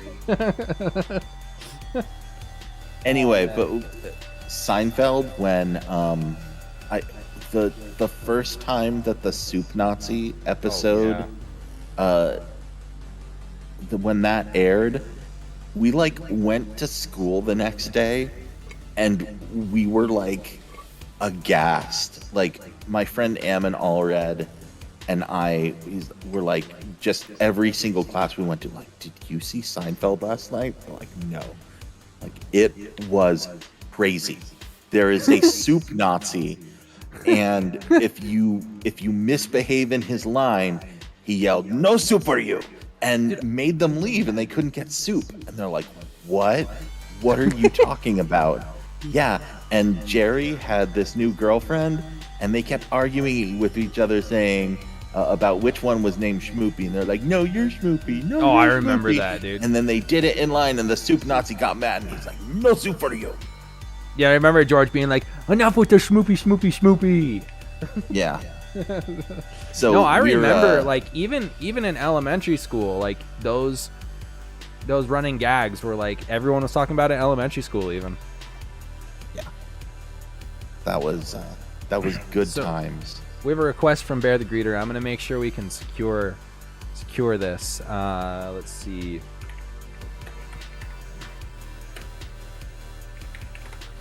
I gotta figure out. Let's see if we can do this. Get Chex Quest going. I think we might be able to. Alright. Press any key to continue. Oh, the power of the internet. Good old DOS box. Oh, Hey, Mickey yeah. Farley. Hey, this is Willis, D9's older brother, hanging out in the voice chat. Welcome to the stream. Good to see you. No way. Dude, I think we got it. I think we freaking got it, dude. Yes. Oh, here we go.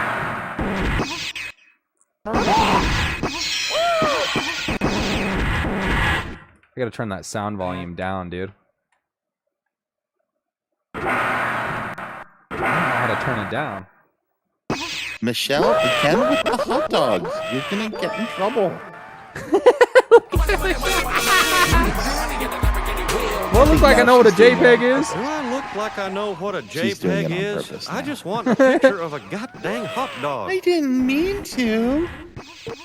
I didn't mean to. Dude, I love this game. Oh, the Noah's Ark first-person shooter on Super Nintendo. Oh, yeah, Pant dude. Devil. Oh my gosh. There was an arcade version of that too. And I swear, like they had it at I don't think we had a Chuck E. Cheese. We had something though. No, we had a Chuck E. Cheese. Did we? Okay. And the Then Noah's Ark maybe it game was there. Okay. So I'm not hallucinating that. Okay. Mm-mm. That's a memory yeah. that I have as well. Yeah. That game is crazy. Yeah, and I can corroborate that evidence with Jeremy. He was a Chuck E. Cheese fiend as a kid. Oh, okay. Well, there we go. Do you remember what key I would press to use my laser gun? Oh no! I don't know what button to press! Get me out of here! To continue, press any key. Well, where's the any key? I see Kataro and Dell. Oh, tab. No time for that beverage now. No time. Starting. How do I get out of here? No, how do I? What button do I press? Oh no.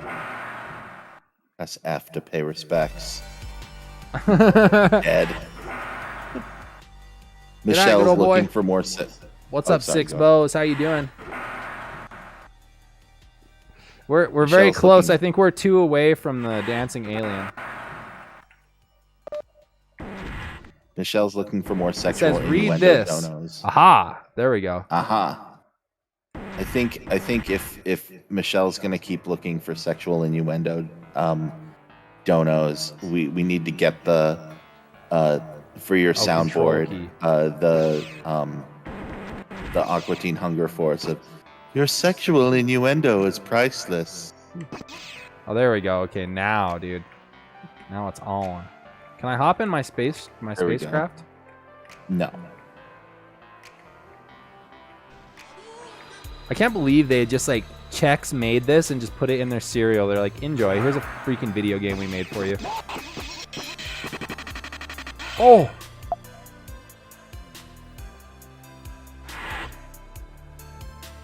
There you go. It froze.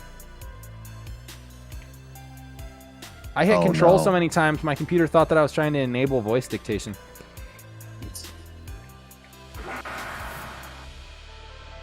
I got the blue key now, baby. Oh, you're welcome. You're welcome, bro. Whoops, says Pant Devil. Okay, let's do it. That one more dono. We'll do the dancing alien and all that stuff. Now, my question is, do you remember the TIE Fighter game that you got? You got it at Yes. Eggheads, wasn't it? Mm-hmm. Yeah, totally. What is this supposed to be, like the Oval Office? What is this? What, this game? Oh, yeah. No, this room that we're in. Yeah. I don't know. Chex World Galactic Headquarters. You know. Kind of reminds me of Galaxy Quest. Yeah, the planet Chex, where they mine Chex from the Chex mine. Unobtainium checks. Yes. What are you thinking about Avatar 2? Yeah, don't that know. kind of says it. I wasn't the hugest fan of the first Avatar. I mean, it's really pretty to look at, and it's like amazing in terms of visual effects needed to pull it off. But it's like, it's like Pocahontas meets Dances with Wolves and Fern aliens and Fern Gully, and the aliens use their sexual organs to put into animals and trees. I don't know. It's just a little too out there for me, and I don't know. I feel like the social commentary was way too heavy-handed. I mean, I love a good I love a good social commentary. This is me we're talking about. And I was just like, come on. Like, can we just, I don't know, make this a little bit better of a story? So I don't know. I feel you. I am going into this open-minded though, because James Cameron like often does amazing things, and you know, for the last like 5 years especially, I have found that every single time when I have said that sounds really lame, and then I go and see it and it's like the most amazing thing ever. Yeah, I've got to figure out a few things with the I got to figure out a few things here with the controls. We're having some issues with the controls on this thing. Yeah. Mickey, you're absolutely right. Visual effects are more difficult than most people realize. Selvin's Kitchen, what's up? Studio and learn CGI techniques. It actually requires extensive knowledge of quaternions. Yeah. I mean, you have to digitally light things the same way that you would light things in real life doing photography. It is super complex. It's amazing. I love animation. I'm not one of those people who's like, oh, I don't like digital effects because it's not real film. No. It is. It totally is. And you know, I mean, show me what you got, movie. I'm open-minded. And I don't know. I don't think they would be like, we're gonna make 3 more of these unless James Cameron had like a cool idea for what he wanted to do. Yeah. So, have you ever heard the story about how James Cameron got them to greenlight Aliens? So he went into Fox and had a meeting. And his literal pitch was, he went up and wrote on the board, Alien. And then he wrote Aliens. And then he put a $sign through the S. And then underlined it. And he's like, that's it. That's the... He's man. We're going to make a sequel to Aliens. And it's going to be Aliens. And it's going to be amazing. And he was right. So, you know, I don't bet against old Jimmy Cameron. That's funny. So, yeah. I love how we're having a serial conversation in the chat now. Wow. Michelle's never seen the first Avatar or even tried. So you're the one. I thought everyone had to see that movie. I thought everyone in the world had been required to see it. As much money as it made. Oh, like, man. Who went to go see it? You know what I thought was that a lot of the reason that the box office was so high is there was like 3D IMAX, and your ticket was like freaking at the end of that it was like $28 for one ticket. It's true. It was like 3D glasses, IMAX, the whole shebang, and then I think that's one of the reasons that it made so much money. I think that definitely helped. Definitely helped. But my other long-standing idea has been that it also came out at a time when there were no other movies for like 2 months. Like, timed it perfectly. Because everyone was like, oh, it's Avatar, it's James Cameron. You know, and the last movie he'd made was Titanic, and he was talking about how this was going to blow everyone away and had all of these amazing visual effects, and every single person in Hollywood, I think, was scared of it. And so everyone's like, well, I guess we're going to go see Avatar then, because there's nothing else out. And, you know, so I don't know if that's going to happen this year. I think a lot of people are just like, well, if there's nothing playing at the theater, I will stay home and I will watch Netflix. So, oh yeah, it's a different time for sure. Yeah. So yeah.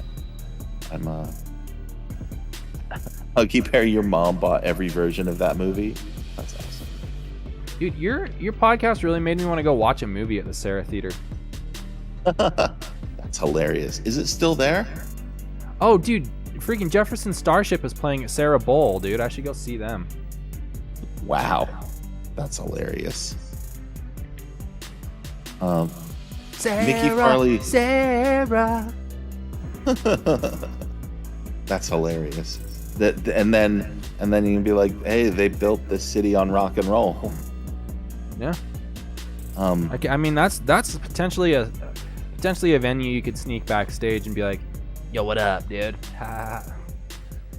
Be like, bro, how does it feel? This green room is trash. No, I wouldn't clown on them, but man, I've been in that green room, and that green room is garbage, dude. At the Sarah Shell. Well, I guess I feel bad for the folks in Jefferson Starship. Well, no, I mean, come on, though. Like, let's be real, though. You got to think of the longevity of their career, that they're playing anywhere. You know what I'm saying? I guess that's true. That they're alive. You know what I'm saying? That is, yes, that is definitely true. So good on them. What other song? I'm gonna look up Jefferson Starship songs right now, because I know they got that Sarah and the City on Rock and Roll. Jefferson we built this. Starship. Songs. Let's see. What do we got here? We got. I had that tape, knee deep in the hoopla, that We Built This City and Sarah were on. I'm trying to think what else was on. Dude, there. like Laying It on the Line. Okay. I don't remember that. They've got a lot of songs that I'm like, I don't even freaking know. Yeah. Like, I want to go to see them play Sarah, and then I'd be like, I'm out of here, guys. I got to get back to the stream. So I do like that song. Sarah, And it's got the girl from Risky Business. Sarah. Yeah.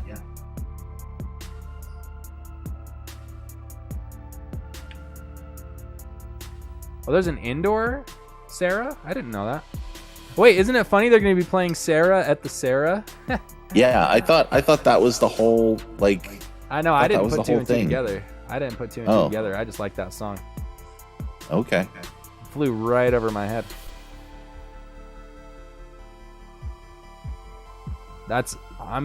Jefferson Starship. Do you think they're going to be bold and play some Jefferson Airplane songs? I mean, I feel like they probably would want to. I mean, I don't know. So why they changed? Did they just change their name? They're like, we're a Pokemon and we're evolving. It's the 80s. They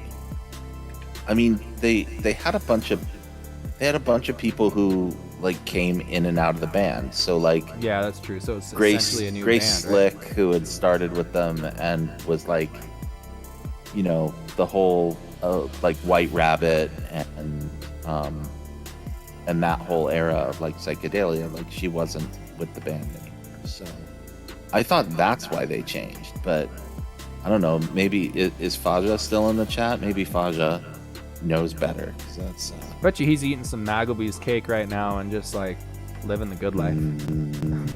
Maggleby's cake.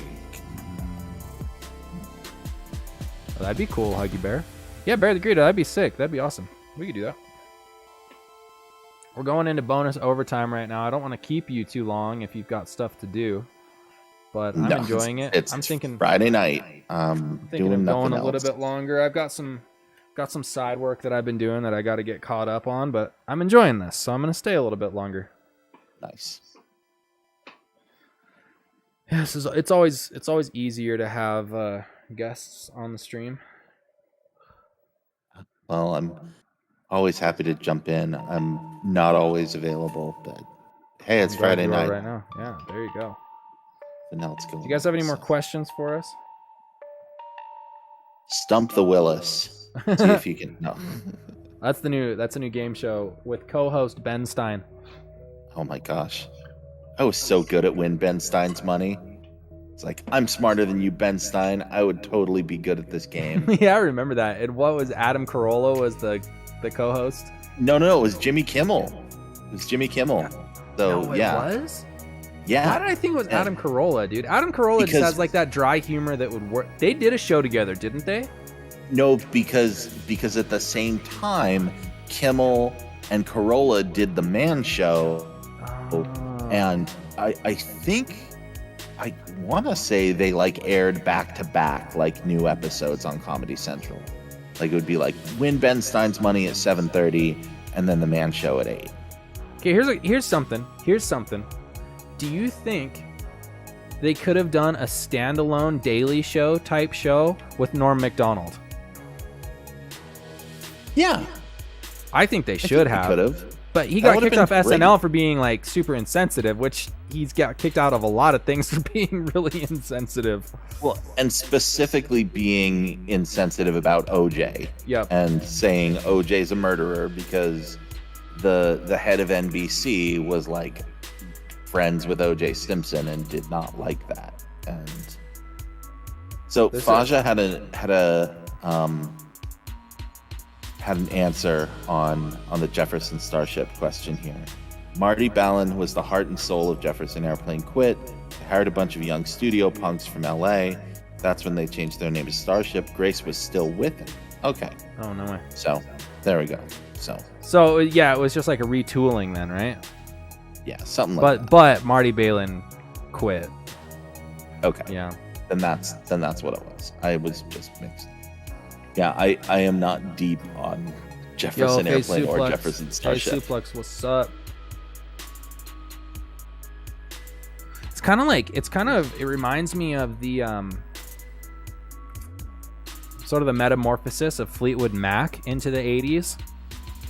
Mm-hmm. Like they turned like almost into a different band. Totally.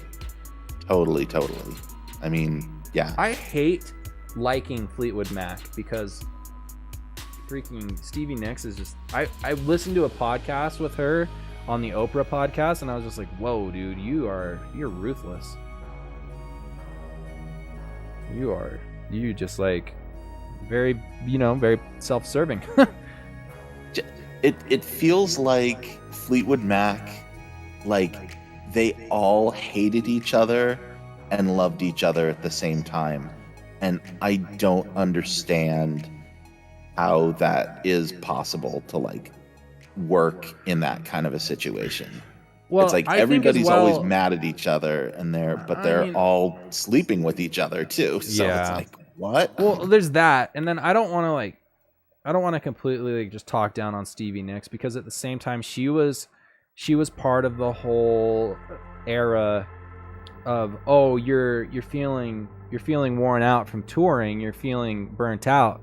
Well, let's just give you some amphetamines, and she was on like ridiculous amounts of Adderall.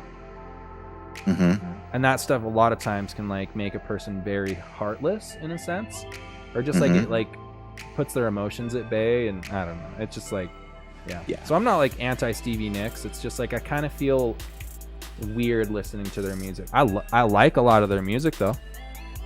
Yeah. So I like a lot of it too. Some of it I have love-hate relationships with. More their 80s stuff. Yeah. I'm like, oh, this song's so catchy, but I kind of hate it. Yeah. Tell me lies, tell me sweet little lies. Yep, that's exactly what I was thinking about. Face Suplex, what up? Yeah. Oh, that'd be awesome, Huggy Bear. Yeah, old Fleetwood Mac, right? It's just such a vibe, dude. There's actually a new band. I don't know if anyone's heard them. Men I Trust, and they definitely have a Fleetwood Mac vibe going on. Which is funny because they started out as like an electronic group.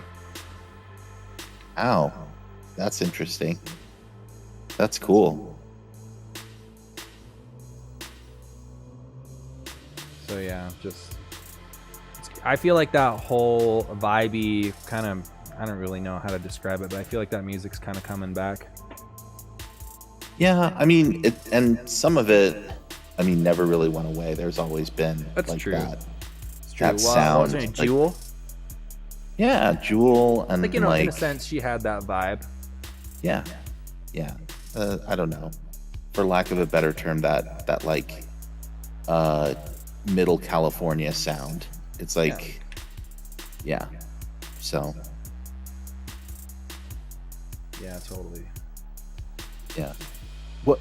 Huggy Bear Biff Naked has a doctorate from Simon Fraser University. What does she have a doctorate in? Being awesome? I only know 2 Biff Naked songs, but I like both of them. So, yeah. Yeah, there you go, Bear the Greeter. That's what I'm talking about. Yeah. What do you think are some underrated bands from like the last 40 years, 50 years? Some like really underrated artists that should have more clout. I mean, I always say Toad the Wet Sprocket because they're my favorite band, but that's awesome. Let me see. I mean, I think there's a lot of and this is for everyone in the chat as well. Yeah. And it doesn't have to be a band, it could be an artist, it could be, you know, musician, painter, actor, just any entertainer, but I mean, I'm asking musically kind of at the start, but yeah, I'm trying to think who's I think Matthew Sweet is a guy who never really broke out with any big hits, but he was super talented and had a lot of really great just really awesome like kind of college rock pop songs. yeah. You may remember him also. He is one of the main members of English Tea, the fake band in Austin Powers. So it was him. Was English Tea the one? Daddy wasn't there. Daddy wasn't there. Daddy wasn't there. Daddy Wasn't There was written by Matthew Sweet and No Susanna way. Hoffs of the Bangles. Yeah. That's crazy. And it sounds exactly like a Matthew Sweet band or a Matthew Sweet song. That's wild. You go listen to like, yeah. I'll say the Oneaters. Oneaters. No, Faja, Well, I agree with you. I love Marvin Gaye. You got to go even more deep with the Oneaters and Captain Keach and the Shrimp Shack Shrimp Shack Shooters, dude, right? Captain Keach. It's like, what are we doing? It's like, we're filming the major motion picture right now. We're big movie stars. Oh, goodness. Well, okay. I mean, this is kind of a downer, but you know, the guy who wrote all of those songs, yeah, rest in peace. Why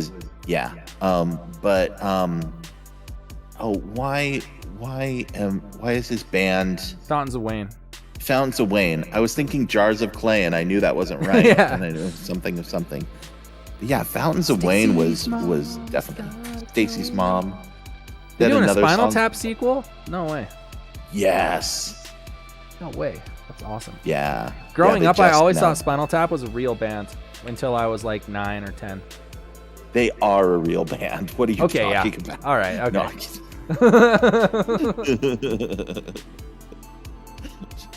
Definitely. Let's Trying to see. think of underrated. There's a lot. I mean, they're pretty big. But I think they should be way bigger as a band from here. Moth and the Flame, like their earlier work is insane, dude. And they worked with Scott Shepard down at June Audio, and I mean, dude, it sounds like, I'll put it in the category like they sound like they have production qualities like Radiohead. Nice. Like, so Moth That's and the amazing. Flame, like they're like their first. Admittedly, they went a little bit more like mainstream, which is, you know, they got signed. What are you gonna do? Mm-hmm. But man, like their first 2 albums, dude, like hair raising, dude. So good. So much emotion in it. Guys who are still out making music currently, who way underrated. Chromeo. Dude, I love Chromeo. Rules. Those guys are so dope, dude. Yeah. And nobody else sounds like them. You're a needy But it's girl. actually like it's a Yeah, really simple sound, but they're just so good. Oh yeah, they're great. Along those same lines, have you heard of Royal Blood? It's another 2-man band. It's just a drummer and a guitar/bass player. and it's just the two of them, and somehow he manages to make, they've got this really full sound, and it's just like this like hard punk rock type stuff. It's awesome. It's great. It's a lot of fun. I really like I don't know, like that really just like stripped down sound. That's Oh yeah, I like that. Yeah, I'm trying to think of like other underrated. I mean, the thing is, like, once I'm done with the stream, I'll think of like 50 underrated artists that I forgot to talk about. Yeah. I mean, you brought up Jewel earlier. I think there's that like whole undercurrent of like late 90s, the Lilith Fair vibe with Jewel. I love Sarah McLachlan. I think Sarah McLachlan's amazing, and I'm sad that she's now just going to be remembered for the heartbreaking ads with the dogs. Oh yeah, right. Oh man. In the arms of the angel. Oh no, you're breaking my heart. These poor dogs. Yeah. No. Oh dude. But her other music is really great. Dude, I saw Metric live just a while ago, Pant Devil. That band is great. Metric. That band is so dope. Metric. That band is so dope. Bear the Greeter asks if we two formed a band, what would it be called? I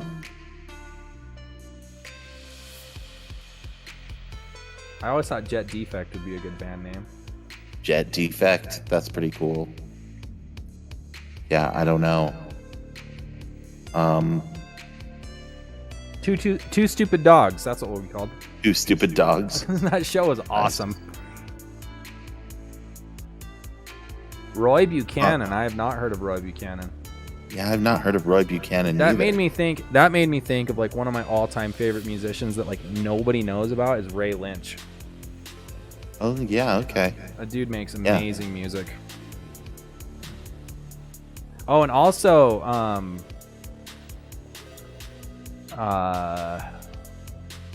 let's see. I'm trying to think of the real name instead of like his stage name.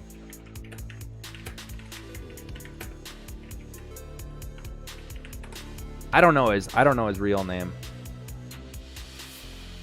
But Vangelis, dude, that dude makes some amazing electronic music.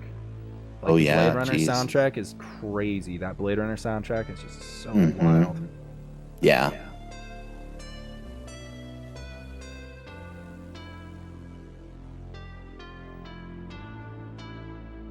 Oh yeah, Lemon Scott says I like that show. Yo, what's up, Brandon? How you doing? Oh, you hit 1K. Congrats, dude. That's sick. Dude, that is dope. I'm trying to way think to of go. some other musicians that are like just Del Paxton, dude. I'm just kidding. Del Paxton in the high The school Chantrellines, band. dude. The Chantrellines. Those Chantrellines. What was his name? were Mr. great. Downtown. He's at Mr. Downtown. Mr. Downtown. Mr. Downtown, the man with the moves in the night.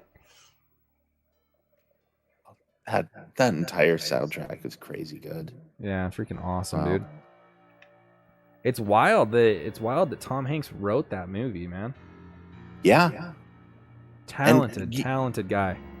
You know what's funny is like he wrote that movie and like hasn't written or directed since, and it's like, what happened? Are you just that One and done?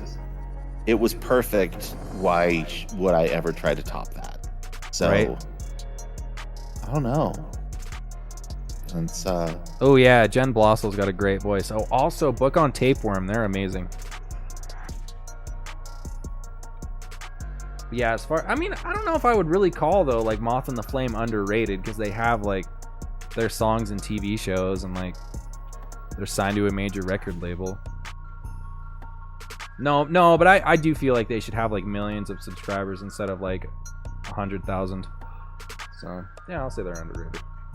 yeah. I think that can still happen.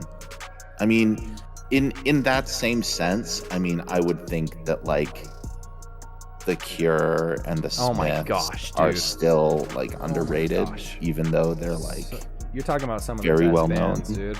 Wow. Yeah. The Cure, man. Oh. Depeche Mode. What I've realized is like Depeche Mode was like enormous for like 30 years, and now like I'm not trying to say like, oh, my generation, but like if you talk to younger kids about Depeche Mode, they're like, huh? And I'm like, bro, Depeche Mode. Yeah. It's, MC it's all- Chris never got signed. Oh man, dude, his stuff was awesome. I saw him at Warped Tour, man. Dude, MC Chris. Didn't he get signed by Adult Swim for a bit? Well, I mean, he did all that stuff with them. I'm like really surprised. Like, yeah, I thought like 'Cause I know- Fet's Vet was like a big song. Yeah. I know one of the reasons Run the Jewels got so big was because of Adult Swim. Yeah. Dude, freaking Run the Jewels. Well, did you ever did you listen to ELP before Run the Jewels?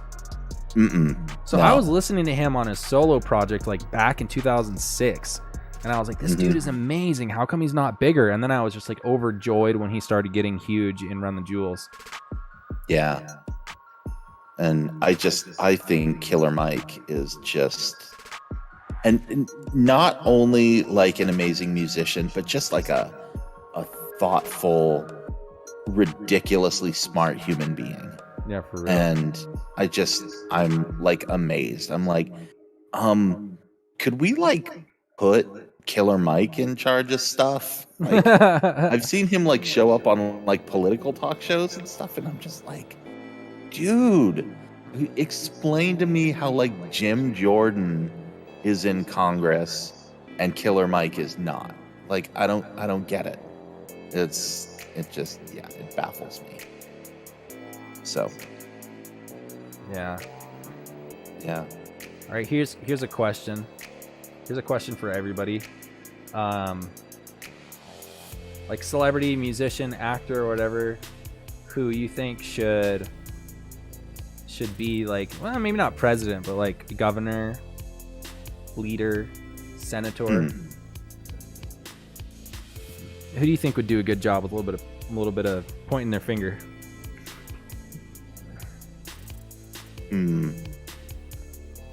Yeah. Well, I mean, I already said Killer Mike. Yeah. I think that would be my first vote. Jeez.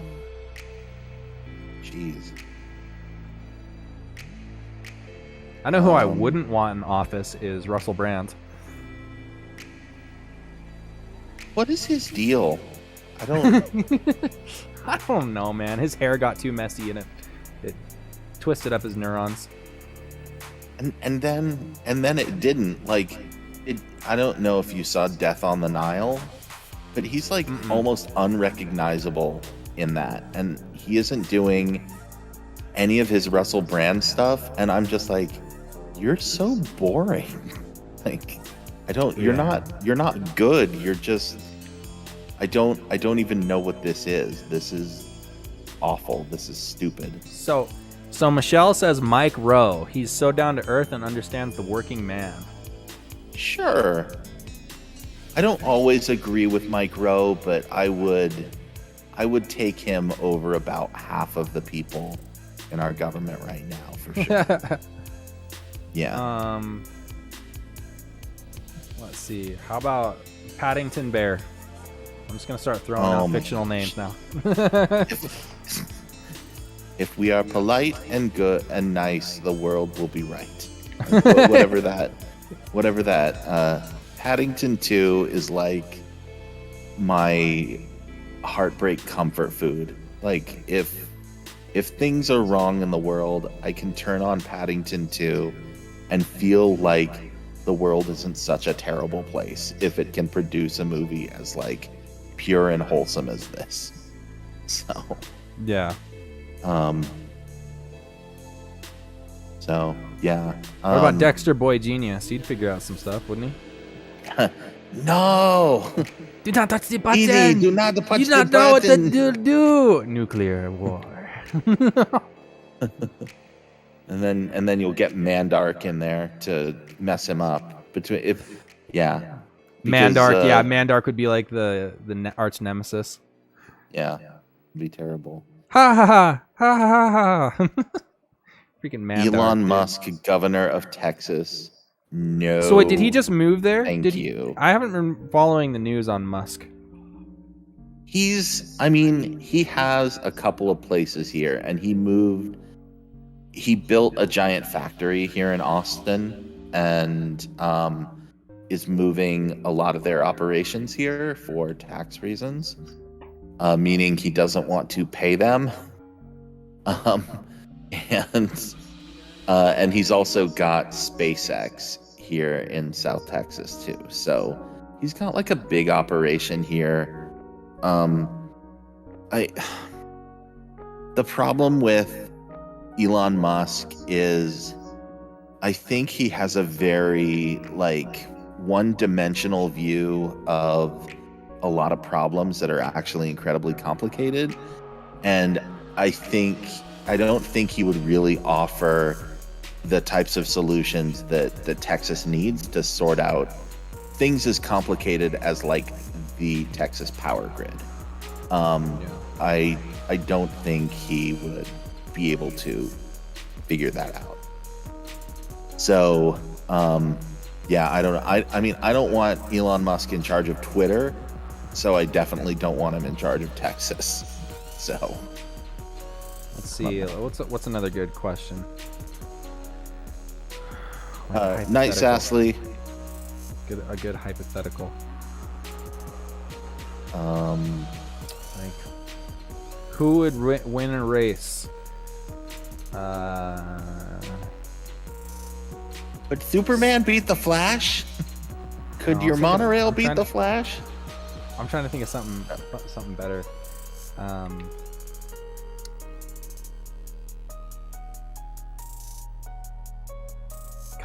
I'm stuck. Come on, chat. Give me something. Give me something here. Oh yeah, I was saying what would have been hilarious back in the day, back in their prime, is a golf match versus Arnold Schwarzenegger and Sylvester Stallone. Like, I know everybody would have wanted to see a boxing match, but just like do like a tennis match or a golf match. Mm-hmm. That would have been funny. Yeah. Hey, Mickey Farley, I agree with you. I'd rather Musk in charge than BlackRock, Vanguard, Fidelity, and Saudi princes. I agree. But looking at the financial backing that he's had to put together to finance his takeover of Twitter, it is a lot of the same people, and it's not necessarily good. It's like the sovereign wealth fund of Cotter and a bunch of other like not great stuff. So are we living in a comic book? Yikes. We're living in the bad universe version. Like, we don't even have Lex Luthor, we just have Elon Musk and Mark Zuckerberg. Lex Luthor would at least be interesting. So I don't know. Yeah, I mean, I wish, because Jackie Chan versus Johnny Bravo, dude. That's good. I want to see that, dude.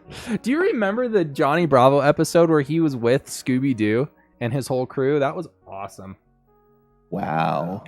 Yeah, that's taking me back. Those classic cartoons. And Velma was like, wow. I can't see without my glasses. And Johnny Bravo was like, I can't be seen without my glasses. Oh, that's funny, dude. Johnny Bravo.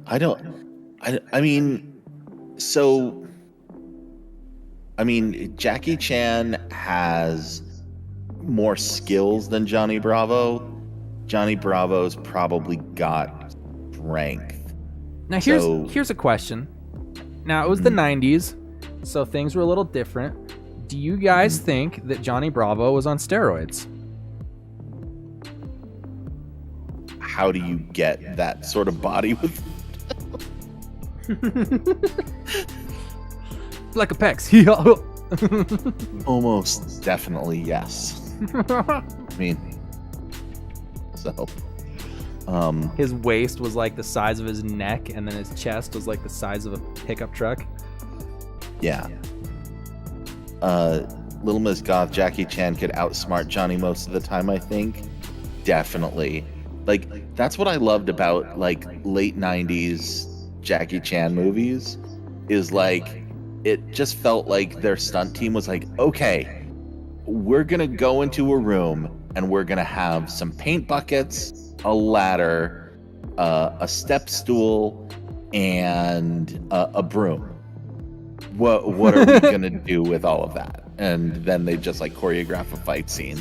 So, like, depending on the tools that are around, Jackie Chan would figure out how to do it. So. Now, did anybody ever watch the Jackie Chan movie with Johnny Knoxville? Because I saw it for free on YouTube, and I was gonna watch it, but I was like, nah, probably not. He did a movie with Johnny Knoxville? Yeah. I do not remember this. And I didn't either, and so that's why I was like, I don't think I'm gonna watch it. However, there was a Sean Michael Scott movie and a John C. Reilly movie called The Promotion, and I had never heard of it before, and so I was like, I'm not gonna watch it. And finally I was like, I'll give it a shot. It wasn't bad. It was actually kind of fun. Huh. Like, it wasn't amazing, but okay, here's the thing though. I tried to watch Chairman of the Board with Carrot Top. I feel like physically like in pain trying to finish that thing. Why did you try to watch a movie with Carrot Top? It's one of those things where it's like, you shouldn't click on it, where it's like horrific accident where building catches on fire, but like you have to click on it, you know? I mean, you don't. I shouldn't have watched the Carrot Top movie because, man, who in the world greenlit a movie with Carrot Top as the lead? He was so popular with his commercials for 1-800-CALL-ATT. Oh, yeah. You know, remember when John Stamos was doing those? No, his was 10-10-220, dude. Yeah. Back in the day when, like, you would call people from payphones and you would put in a special number to get special long distance rates. Like, what? Yeah, Pant Devil, what would you rate it out of 10? I would give it maybe like, I don't know, like a... It's funny because there are actually like a lot of big names in it. So I don't know, I'd give it like a 6.5, 7 if I was like really, really tired and didn't give a crap. Sean William Scott, John C. Reilly movie? Yeah, The Promotion. The Promotion. Oh, okay. You gave it a 7 out of 10. Yeah, it's like very similar. I would give it a 7 if I was just like in a shut your brain off kind of movie mode. I may have to check this out. I mean, yeah, it's free on curious. YouTube. Yeah. Hey, free movie. Yep. Well, I mean, I pay for like 3 different movie services. I'm sure it's on one of them. Important movies that I need to watch. I have a giant list of movies I haven't seen yet. You know, go check those out. Yeah, so it was a little bit more. It was a little bit more like, I won't give it away, but it was a little bit more like kind of like based on don't step on other people. Interesting. Yeah. Okay. I mean, a lot of it was like really like not really that funny, but it was it wasn't bad. I enjoyed it. I like both of those actors, and so I was like, have you seen like Goon, the Wrecking Squad or whatever? I thought that was a decent movie. Oh yeah, Goon, the hockey movie. Yeah, Last Enforcer or something like that. Yeah. Goon was tight. Yeah, that's pretty good. Yeah, Pan Devil, you're not wrong. Don't do drugs and you'll get the promotion. Yes. So I watched. Yeah, it seemed like they got really lazy with the writing right at the end, didn't you? Didn't you feel that way, Pan Devil? Oh yeah, she says he said Jenna Fisher was in it. Oh wow. Okay. I like Jenna Fisher. That's not bad. So, have we watched Kid History on YouTube? Yes. Isn't Kid History like in Utah? Isn't there a Utah connection with where that's like, or there was something with that. I can't remember.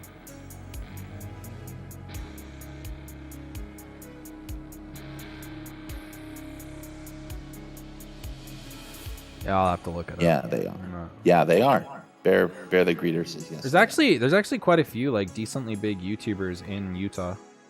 Yeah. Yep.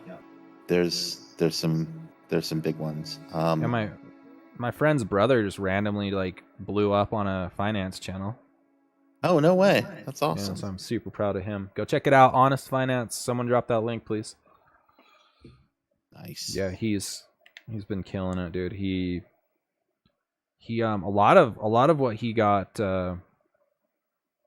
big on was like teaching people, like with the whole, everyone was so confused or like I don't know, maybe intrigued, I don't know the right word, but when people could just start trading on their cell phones. Yeah. So he was like really early adopter of like, hey, let's, you know, make sure you don't go blowing all your money. Like, let's do this the right way. Right.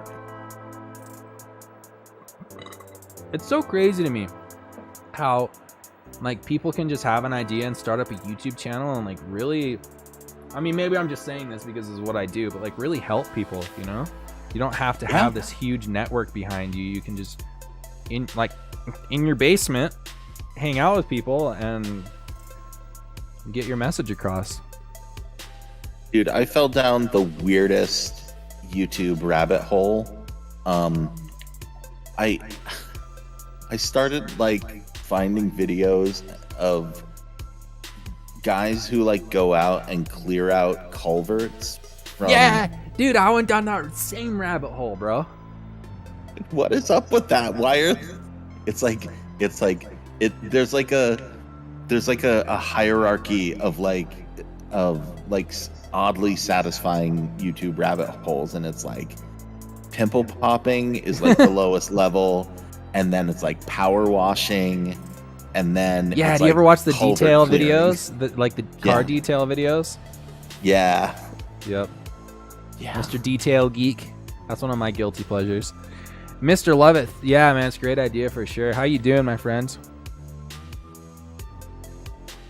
So yeah, I just I don't know. I've been starting to feel a whole lot more like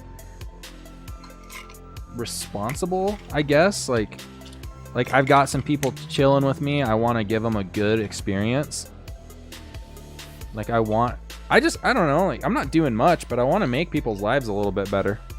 Mm. Yeah. Yeah, right. Bear the Greeter. It's good content. Or it's like, yeah, it's like you have people just reviewing anything from cell phones to golf clubs, and they're just like, they have their huge community, and it's crazy how entertainment is so much less controlled now. Does that make sense? I mean, there's still like a whole lot of like you have to be putting it to, or you don't have to, but like you're like most likely putting it on YouTube. But you don't have to like greenlight a script. You just put it up and see if it does well. Yeah. It's both great and terrible at the same time, because the same lack of filter that allows anyone to put up anything allows anyone to put up anything. And so it's like, you know, one of the things that like living through the Chewbacca pandemic and you know, everything for the last couple of years has taught me, and like the explosion of like QAnon and like other conspiracy theories and whatever.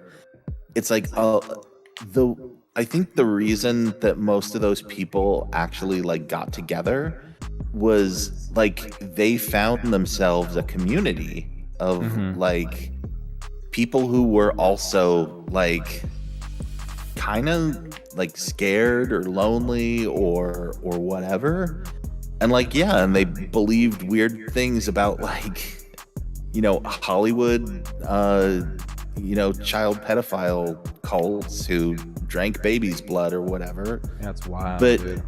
you know, but they were looking for community, and you know, and they found it with these other people. So you know, I think that's good, that's normal. And you know, I just, you know, I would hope most people are finding it instead with like, you know, people who are making beats or playing retro games or doing funny history videos or detailing cars or cleaning out culverts or whatever. One cross promotion that I never expected, and I've been like, oh, this is actually kind of cool. The fishing community has been like really receptive of my videos, and I'm like, what? I'm like, all right. And so like I'll watch some of their live streams, like where they're out on their boats, and I'm like, oh sweet, like we're out on the lake today. All right, let's go. Live streams. Sorry. No. Yeah. Live streams. There you go. Yeah. No, that's cool. That's super awesome. No, so it's wild how there's so many different communities out there, and yeah, like you said, there can be anyone can use it for not the best purposes, but I feel like this is a good example of just people coming to hang out, like Friday night hangout, man. You know, grab some pizza, just kick it, and I've always tried to give the vibe of like just going to your friend's house after work or after school and just playing some video games back in the day, you know? Yeah. Making some music, like jamming out. It's like band practice. You go make some music and you go play some PlayStation. Yeah, man. Got a jam on my bass. Slapping the bass. That's how it goes. Yeah. Oh, but again, to just everybody here in the voice chat, I'm very grateful for everybody coming through and, you know, creating in relatively such a short period of time such a strong community. Yeah. So it feels really good. And it's only uphill from here. We're only gonna keep going. Up to the top of the as Dr. Disrespect says, to the tippy top of the mountain, and we're not even halfway there.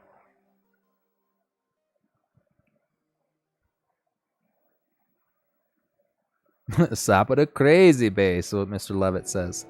Slap it up crazy bass. What are you doing? What's that voice? No, that's my reggae voice. That's reggae. You sound like a leprechaun. No, Jamaican. Yeah, slap it up bass. Do you remember the episode? I don't know why this popped into my head. The episode of Aqua Teen where he doesn't hire Danzig, does he? But to make a birthday song, and he's like, "You owe me 20 grand." Oh no, he hires Rush, and it's.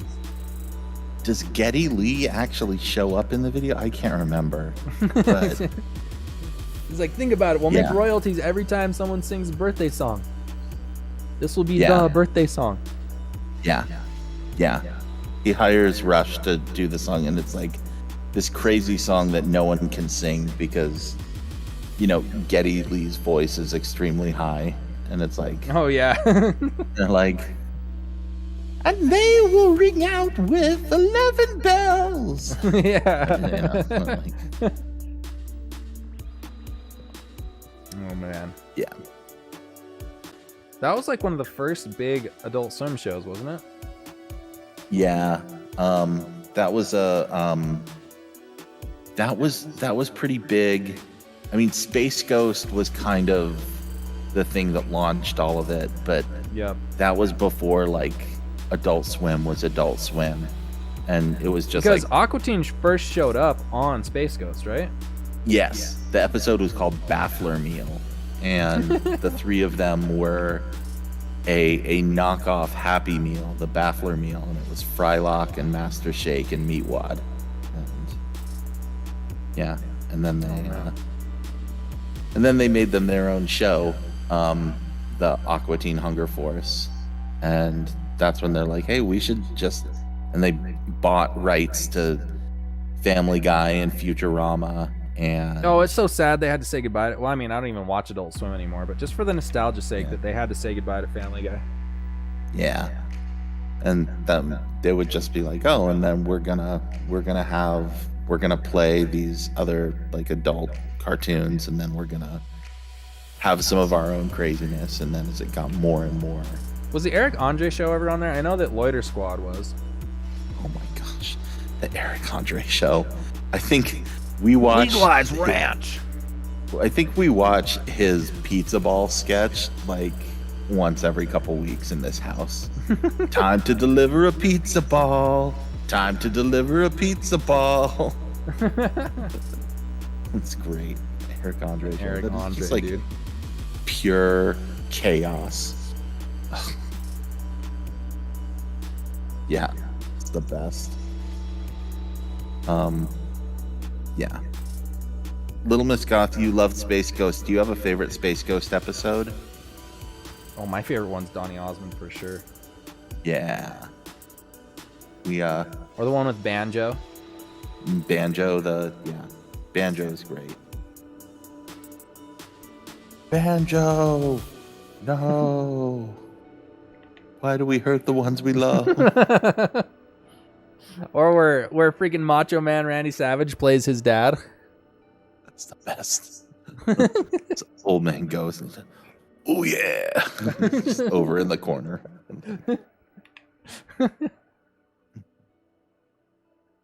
The Beck episode is pretty good. Oh yeah.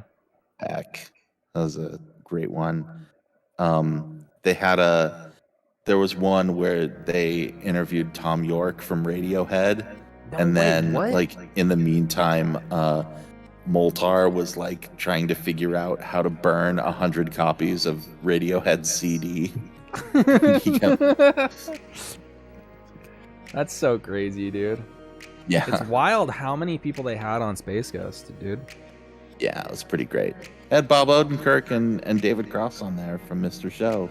Oh, Call man. back to our earlier conversation. They're not on still that. doing it, are they? Space Are they- Ghost? No. It's too No. bad. Didn't they have like Lisa Left Eye Lopez from TLC and like just like everyone, dude? I swear. Yeah.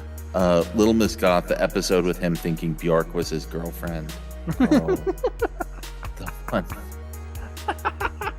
She was so great on that show because I think more than anyone else who was on the show just was like off on her own little world and just saying like random stuff. It was wonderful.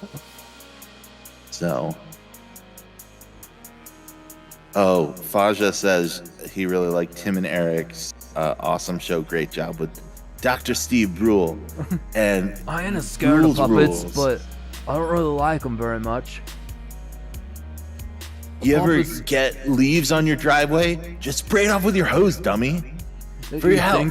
It's for your health. Oh man, I gotta find real quick. I gotta find a little clip. Sorry you guys feeling burning the late night oil, dude. We're almost an hour extra. How are you feeling, Willis? Man, I'm feeling great. I'm feeling absolutely fine. All right, let's look this up. Lots of talk about the Red Green Show. I remember the Red Green Show. Oh, here it is, dude. That was good times. That's just my favorite part. It's like, if you don't know about it, well, then too bad. Get the hell off my show. Dude, he's so funny, man. Oh, man. Dr. Steve Brule with another Brule's Rules for you. For your health. Dr. Steve is the best. And of So course funny. because he started off as the doctor on the Jan and whatever like news man. hour, and he Yeah. was like he's like, this is a chart of every day that I had intestinal distress over the last month. And then the days in red are days where there was no movement, which was tough in itself. Steve, what's that space in green? Oh, that was my birthday. Steve, it was your birthday. It's your birthday. Dude, Tim and Eric, man, that show is too much. That show is crazy. Yeah. Red Green Show still has tours? That's amazing. That's wild. That is great. Okay, you're gonna have to hold down the fort. I'm gonna use the restroom real quick, and I'll be right back. Uh-oh. So, you know, all that talk about intestinal distress. It really. I'm alone. Well, you got this. It'll only be for Okay. like, you know, anywhere from 5 to 55 minutes. I'm gonna get you copyright struck so No! hard. I'm gonna have singing so perfect. You're gonna get. Some people wait a lifetime for a moment like this. Yep. I'm gonna sing lots of copyrighted Disney songs so that because they come down on you hard. So. What's the one? Let it snow, let it know. Doobie doo, shooby doobity doo. Sure, that one. Yeah. Karaoke with Willis. Somebody once told me the word. All right, I'll be right back. Oh yeah, same with Click and Clack from Car Talk. Didn't one of them pass away though? Or did both that was yeah.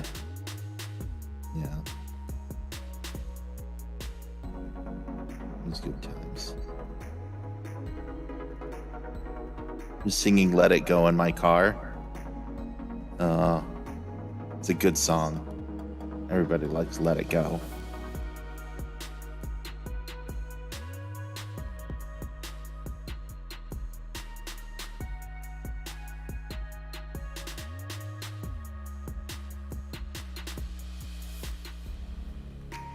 Okay, chat. Here's your chances while D9's away. If there's anything else you want me to dish on him about, I am open for spilling all the tea. So.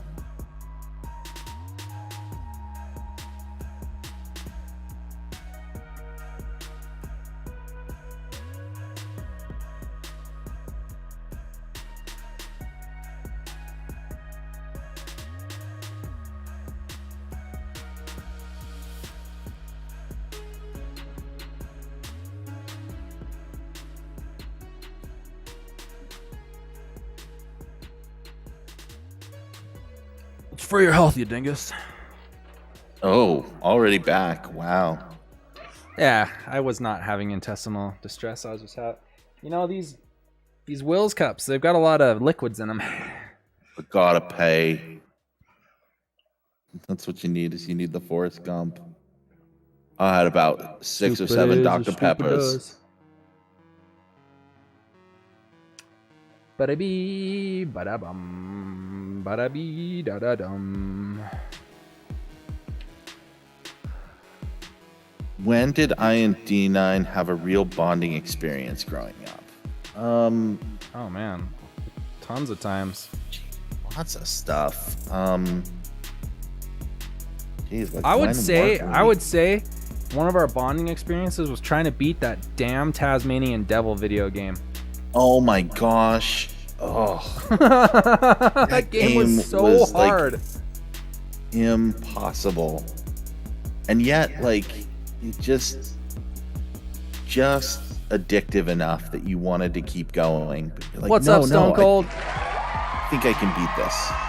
Now here's a bonding experience that involves JB Flinders.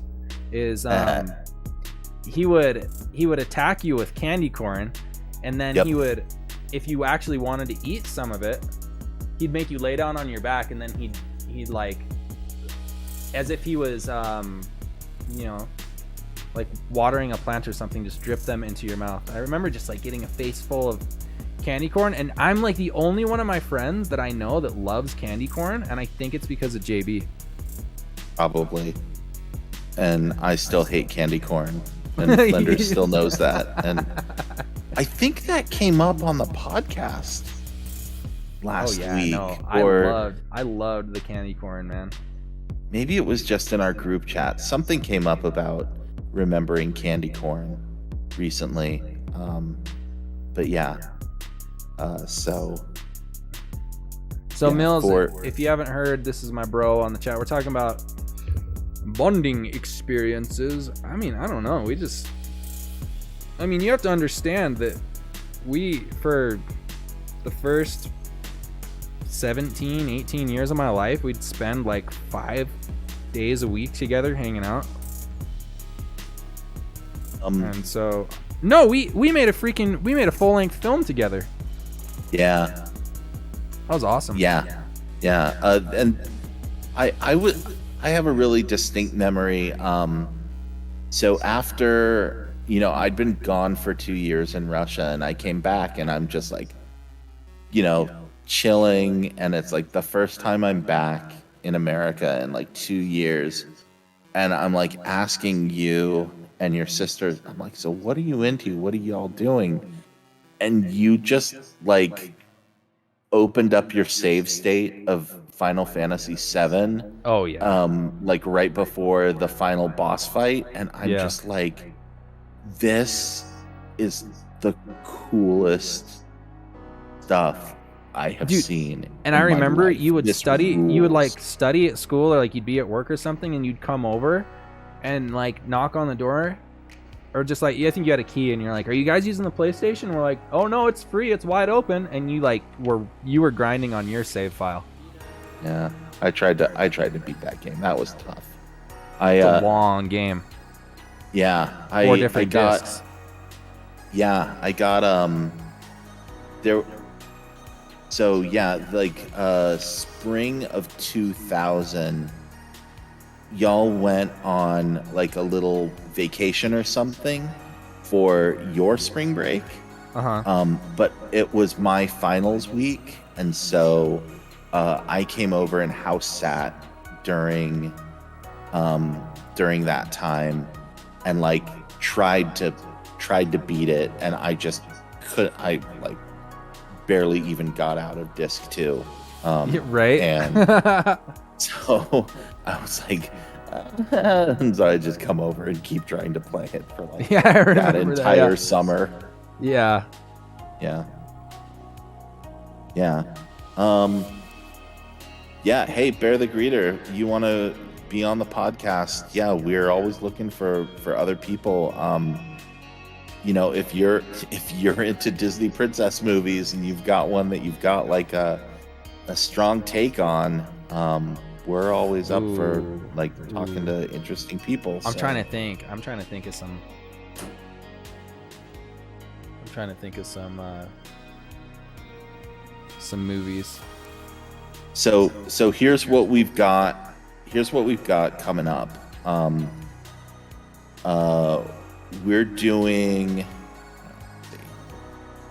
We've got Lilo and Stitch, The Princess and the Frog. Great one. Enchanted. Tangled. Brave. Haven't seen Frozen. Okay. Moana. Haven't seen Frozen 2. Haven't seen that one. Encanto. I need to get caught up. I haven't seen. And Turning Red. Those are the ones that we're gonna do. They're not all Disney princesses, but we've expanded it to be like Disney princesses and Disney movies with like strong female lead characters to like try to talk about that. Then we're also gonna do 4 Toy Story movies. Then the rest of the season that we have planned out, we're going to do the Vengeance trilogy, which is a trio of Korean films. People might be familiar with Old Boy. And then there's Sympathy for Mr. Vengeance and Lady Vengeance. So we're going to do those 3. We're going to do the Bourne movies. So the Bourne Identity, the Bourne Supremacy, the Bourne Ultimatum, the Bourne Legacy, and Jason Bourne.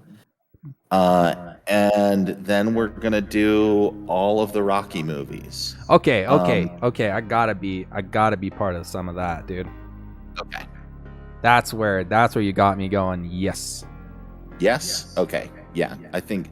I mean, like a lot of those I'm interested in, but like Rocky. Oh yeah. Yeah. People are down for Rocky. So that sounds awesome. Look at me. I'm inviting myself on. No. Well, I mean, we want people on, and especially where we're in this stage where we're talking about like Disney princesses who are like of different like racial backgrounds and ethnicities, and knowing that like it's important how we talk about representation. And so like white people consuming Lilo and Stitch might have a very different view on it than like a native Hawaiian who might. So we've reached out to some friends who are like in the native Hawaiian community and like asked them if they wanted to be on. Haven't been able to get anyone on, but like that's the best. Would we do Faja's asking, says Cray Cray wants to know if you're going to do Into the Woods. It's a Disney film. I mean, the only Into the Woods that I would want to do is not the Disney one. I'd want to do the full version with Bernadette Peters. Yeah. Just because I kind of dislike what they did with some of the Disney version. Like I love Meryl Streep. I think she's amazing. I love actually half the cast, and then half the cast I'm kind of meh on. But yeah, I love Into the Woods. It's like my favorite musical. I would love to do it. I'm not sure. Here's a long shot, and I know it's not. I know it's not like what you normally do. It's just an idea. But what about a podcast about Norm Macdonald? Yeah, well, we've talked about like, I mean, we did this actually. We did.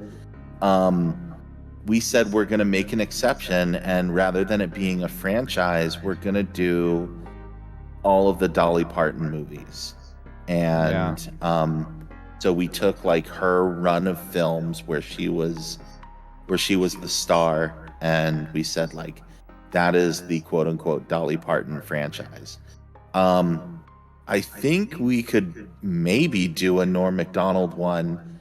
The only problem is I think like he was mostly in movies in like bit parts. Like well, he had like Dirty Work and Screwed, but yeah, I know what you mean. Like a lot of his movies, I would just say like, and I know you're not a comedy podcast, but like his contribution to comedy. I mean, you could definitely do that, and I think you could do like Dirty Work and Screwed are two. We've never done a quote unquote franchise that's only two people, which would be interesting. Yeah. So, yeah. Stone Cold says the Beethoven movies would be good. Those are some funny movies. Yeah, absolutely. Yeah, no, Stone Cold, we take on all the franchises. Like when they're the Mighty Duck movies. our season one was James Bond, and we did all the James Bond movies, and we've done Dolly Parton, Candyman, Hannibal Lecter. Here's one that would keep you busy for a while: all of the Land Before Time movies. Oh yeah, if we did that, that would be. I think that would like, also be. Terrible. Are there like 50 of those movies? I think there's 11, but yes, there's so many. There's crazy. So many Land Before Time movies. Yeah. Yeah, and Bear the Greeter, if you want to contact us outside the stream, come into the Facebook group, and I will always post the new episodes in there, and just comment there, and I'll like reach out to you via like Facebook Messenger or something, and we can talk there. So Stone Cold, it's good that's to probably the best way. It's good to see you. What time is it for you, Stone Cold? I know you're across the world. That's cool though. It's awesome to see the amount of episodes that you have now is crazy. Yeah. You're getting up there. Yeah, we've got quite a few. So I think there were 50 James Bond episodes, and I think we're at like 34, 35 in the Princess Dolly Parton, Candyman, Hannibal Lecter one. So like, yeah, we're in like the 80s. Nice, that's somewhere. awesome. So Yes, Michelle, that is very good information. I know who to call over during the Halloween season. Bring your candy corn. yep. Yeah, that's super cool. No, I definitely have been appreciative of your podcast while I'm on my walks, because sometimes podcast is just what you need, and good podcasts are in short supply, in my opinion. Oh, well, I thank you for including us among the good ones. I just am overwhelmed with how much podcast content there is out there. It's like everybody's got a podcast. Isn't that And, crazy? like, so many of them are so interesting, and some of them are just like, it's so esoteric, and I'm like, how in the world does this podcast about this like tiny little thing have like 50,000 people who love it? I'm just like amazed.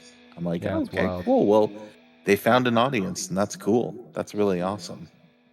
So yeah, there are about 1 million movie podcasts. So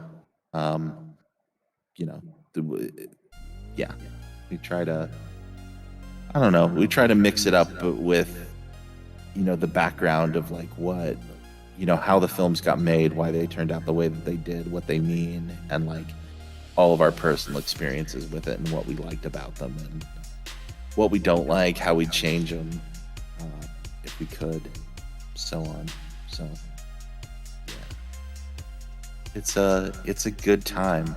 For real, but guys, yeah. drop that link one more time. Anchor.fm, is that the Yep. best place to find it?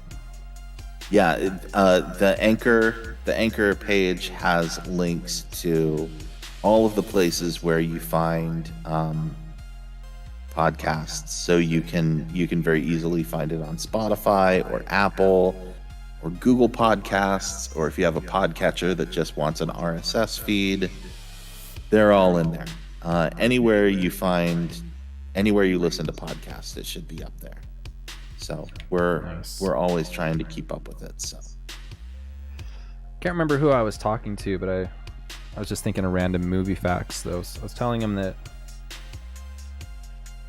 Now, am I correct to say that Jason Lee was a pro skateboarder first before he was an actor? correct. That is correct. Yeah. And is the story correct? That you have to correct me on this one. He was friends with Kevin Smith, and he got the offer just like as, hey, come try this out and see if you like it. I don't know. I don't remember. That's what I've heard through the grapevine, but I'm not sure. All I know is he was a pro skateboarder first, and then he was like an actor. I think that's just the coolest transition. Yeah. I think that's how Affleck got cast, though. Like Affleck was like sleeping on Kevin Smith's couch when he cast him in Mallrats. Yeah. And then like 3 years later, Ben Affleck is like the biggest movie star on the planet. So, bro, just just freaking, he was such a D-bag in that movie. I know, he's great. Yeah, he's terrible.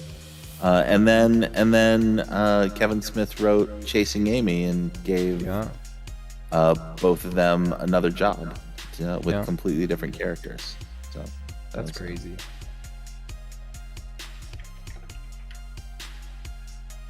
UA Beautiful would do a podcast on dog behavior. You do a good job on that. I would totally listen to that. That would be interesting. Because she is a why dog is my groomer, dog so crazy? Right. Yeah. Totally good. Dude, no way. I had no idea. Good Will Hunting was 2 years after Mallrats. Yep. So like he was straight up just a nobody. Well, I mean, he wasn't a nobody. He was like a working actor. But it's in terms of like A-list celebrity. Oh yeah, definitely not. And so here's my question that I feel like you would know a little bit more info on is who wrote Good Will Hunting? Because there's always the joke that like Matt Damon wrote it and Ben Affleck was just like eating his Doritos. Yeah. But I mean, here's the thing though, is I think that is, it's not partially true, but like there's definitely more Damon than Affleck in that movie. Mm-hmm. But like you go and you watch Argo, you go and you watch The Town, and other movies later, where Stone Affleck was like super creatively involved, and the guy has talent. Oh yeah, no, I agree. The guy can write and direct, so it's not like. I thought Argo was great. But yeah, but I mean, I would hazard that. I mean, that movie is 60% Matt Damon, 30% Ben Affleck, and 20% Robin Williams. Yeah, right. And because Robin Williams actually did like improvise some of his lines. Isn't like the "I'll end you"? It wasn't that improvised. Yeah, and the like how the he last, like he just got so angry and he was just like, "Whoa, what the f?" It was like an actual reaction. Yeah, and the last line where he's like, "Son of a bitch stole my line," that was improvised. So yeah, you know, that's a great movie. Yeah, he added a lot to that movie. So what's up, Love Lines? How you doing? Good to see you. We're talking about movies right now with Willis. Are you the co-creator or the sole creator of Kiss Your Franchise Goodbye? I mean, it's depends on who you ask. Well, no, it's my brainchild. Like it is everything that I want to do, and and then I was like, well, I want to talk with this about like an interesting, diverse group of people, so let's invite like a bunch of other people on here to talk about all of this. And so and it's funny then that like 3 of the people on the podcast are like, hey, we all grew up in Provo together. And so we, especially when we're talking about Disney movies, have like a very specific view on like how this was accepted culturally. And then it's great to have someone who is completely outside of that, grew up in San Antonio, and was like, y'all are weird. And it's really great. So but yeah, I mean, it was my brainchild, and to be perfectly honest, like I ripped off a lot of other movie podcasts and stole some of their bits to like include in there. However, we are, to my knowledge, the only podcast that does the studio notes segment. That is my nice. that is my thing. I definitely created that. So yeah. Let's see. Yes, Bear the Greeter. This is very true. I brought Bear the Greeter on, and I told him that he was secretly Ronald McDonald. Oh, whoa. Uh-oh. I hope people knew it was a joke. I wonder how much that guy got paid each year to be Ronald McDonald. I don't know. Would he have been recognizable outside of his makeup? I don't think so. So maybe they could have, like, I'm going to look it up.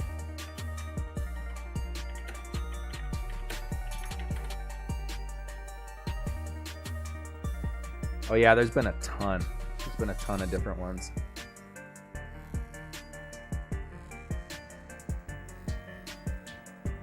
Well, Little Miss but they have a Goth, good run though. No one else knew Good Will Hunting. No way. That's like, such that was a popular a movie. big movie. That's like one of my favorite movies. That was a big. I don't know. That's so weird. I don't know. So they usually have about a decade run. Yeah? Yeah, Ronald that sounds McPhee. about right. So now I gotta look up Ronald McDonald's salary. We're answering all the real questions here. Right. Baja included the very important point that Willard Scott, who was a weatherman in Washington, D.C., was the original Ronald McDonald. And that is verifiable fact.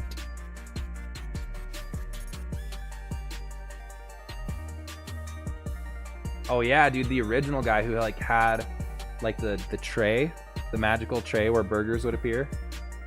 I don't know about that, but I remember that Willard Scott was a Ronald McDonald. So yeah. Let's see. I'm thinking here.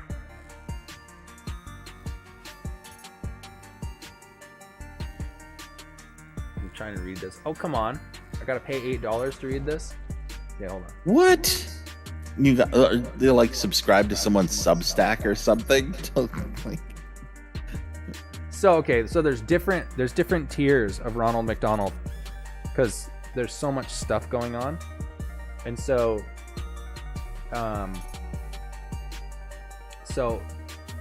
actors or ex-clowns, like they actually hire like ex-clowns.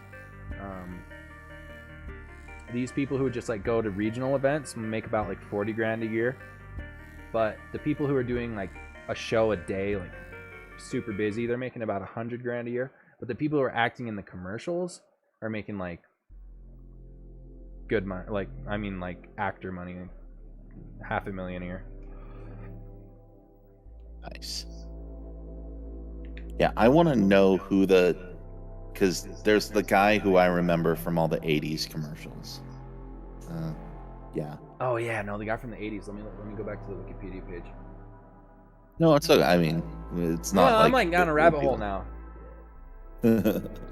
His name was Squire Friedel. Wow.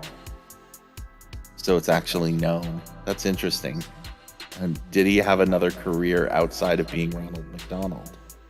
So, Friedel began his acting career on the stage in South Carolina in 1968. He was a spokesperson for Toyota Motor Company. Then he was Ronald McDonald. And then he was a voice actor. Oh, nice. And then he did The Adventures of Ronald McDonald McTreasure Island. And then he was in a couple TV shows. Wow. I like that he started in theater. It's like Ronald McDonald in Henrik Ibsen's The Dollhouse.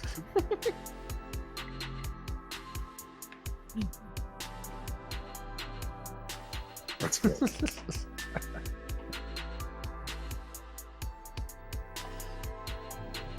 He's doing like summer dinner theater in like a production of Faust or King Lear or and something. all of the dinner theater menus are just like Big Macs or like chicken McNuggets. That's terrible. Who let Owen Wilson in here? Is that because we're just saying, wow, wow, wow, Wow. wow. Wow. Oh, Owen. Oh, Owen. So hot right now. Dude, he was on fire. Like when he was working with Wes Anderson. Yeah. He was like, I think his peak was Royal Tenenbaums, to be honest. I need to think. Yeah, maybe. He's really good. I Oh yeah, I think he's great. I think he's awesome. Yeah. Let's look at Owen Wilson movies. Owen. Let's see. Listen, Owen. He was pretty The good. big poop. Get me a Pepsi, Owen. Wonder was pretty good. I thought he did a good job on that. Wedding Crashers was kind of funny. Wedding Crashers, yeah, he had that small part. That was pretty good. Pretty good. Shanghai Nights. Zoolander. Yeah. Yeah. Movie was okay. I never saw The Life Aquatic. That one's good. I like The Life Aquatic. That's pretty fun.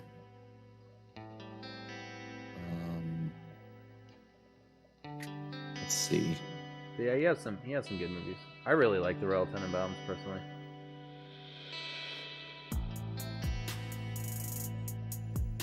Yeah.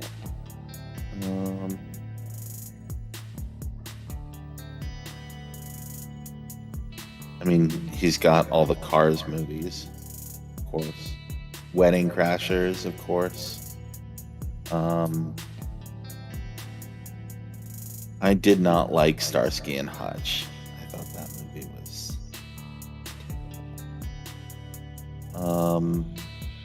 Yeah. No. He was really great in Loki as Mobius. I really liked him in that, and I thought he did a good job there. So, did you watch any of those at all? Have you watched any of the MCU Disney Plus series? No, I have not. Yeah, I mean, they're kind of tough. There's so many of them too. Right. So. Oh yeah, Faja, right? I mean, I know as soon as they bought Marvel, they were like, let's capitalize off this investment. Yeah. Well, and they most certainly have, and they've like really built it out as like a whole thing. So, have you? Oh yeah, Marry have Me. you That's seen a good movie. Have you seen Doctor Strange yet? The new one? Yes, I saw pieces of it in the cardio cinema at my gym. Oh wow! I just saw a piece of it, which is honestly like the cardio cinema kind of creeps me out sometimes. It's kind of a weird vibe sometimes, but I do enjoy running. Like I watched Guardians of the Galaxy in there, and I was just doing my walking. That was enjoyable. Mm-hmm. And so you saw the new one in there? Like I don't know if it was the new one. All I know is that no. Okay. Okay, so tell me which one it was. I don't even know if it was Doctor Strange. He was just there, and he was like floating around in a spaceship, fighting some dude, and then Peter Parker shows up. Oh, well, that's Iron Avengers. So that's Avengers. That's Avengers Infinity War. Okay, yeah. I didn't see that then. Yeah. So you haven't. Yeah, the new one. So that's the that piece came of the out. one that I saw. Yeah. I also watched. Oh man, what is the Michael J. Fox movie? Back to the Future. No, that's not one. The Doc Secrets Hollywood? of My Success. The Secrets of My Success. I watched that. I watched that in the cardio cinema. That was kind of fun. Interesting. Yeah. Yeah. Oh, I didn't know he was Stuart Little. Yeah. Michael J. Fox was Stuart Little. I guess that makes sense. Yeah. Yeah. Yeah. That was about the time he started transitioning out of movies and not acting as much. So makes sense. Voice acting, you can do that better. You got For real. the Parkinson's. So. Teen Wolf was a great movie. Teen Wolf. Yeah, definitely. Michael J. Fox had quite a run. Yeah, and he was in Atlantis, dude. I freaking love Atlantis. Atlantis? Yeah. It's a great movie. Gosh. Wow. That was Okay, if we're talking about underrated Disney movies, Treasure Planet. I love that movie. Yeah. Treasure Planet is I love that movie, man. Very easily an underrated Disney. Yeah, and he was in Homeward Bound, dude. I loved Homeward Bound as a kid. Oh yeah, that's right. Yeah. Who were the actors? Because I know Sally Fields was in it, right? Yeah, she was. He Sally was Sassy Fields, the cat. Yeah. And then Michael J. Fox. Who was the older dog? The golden retriever. Don and That's what I don't. I don't know if I'm saying his last name right. Yeah, I don't remember. So he was like the old dude in Trading Places. Oh, okay. You're one of them. Yeah. Okay. So yeah.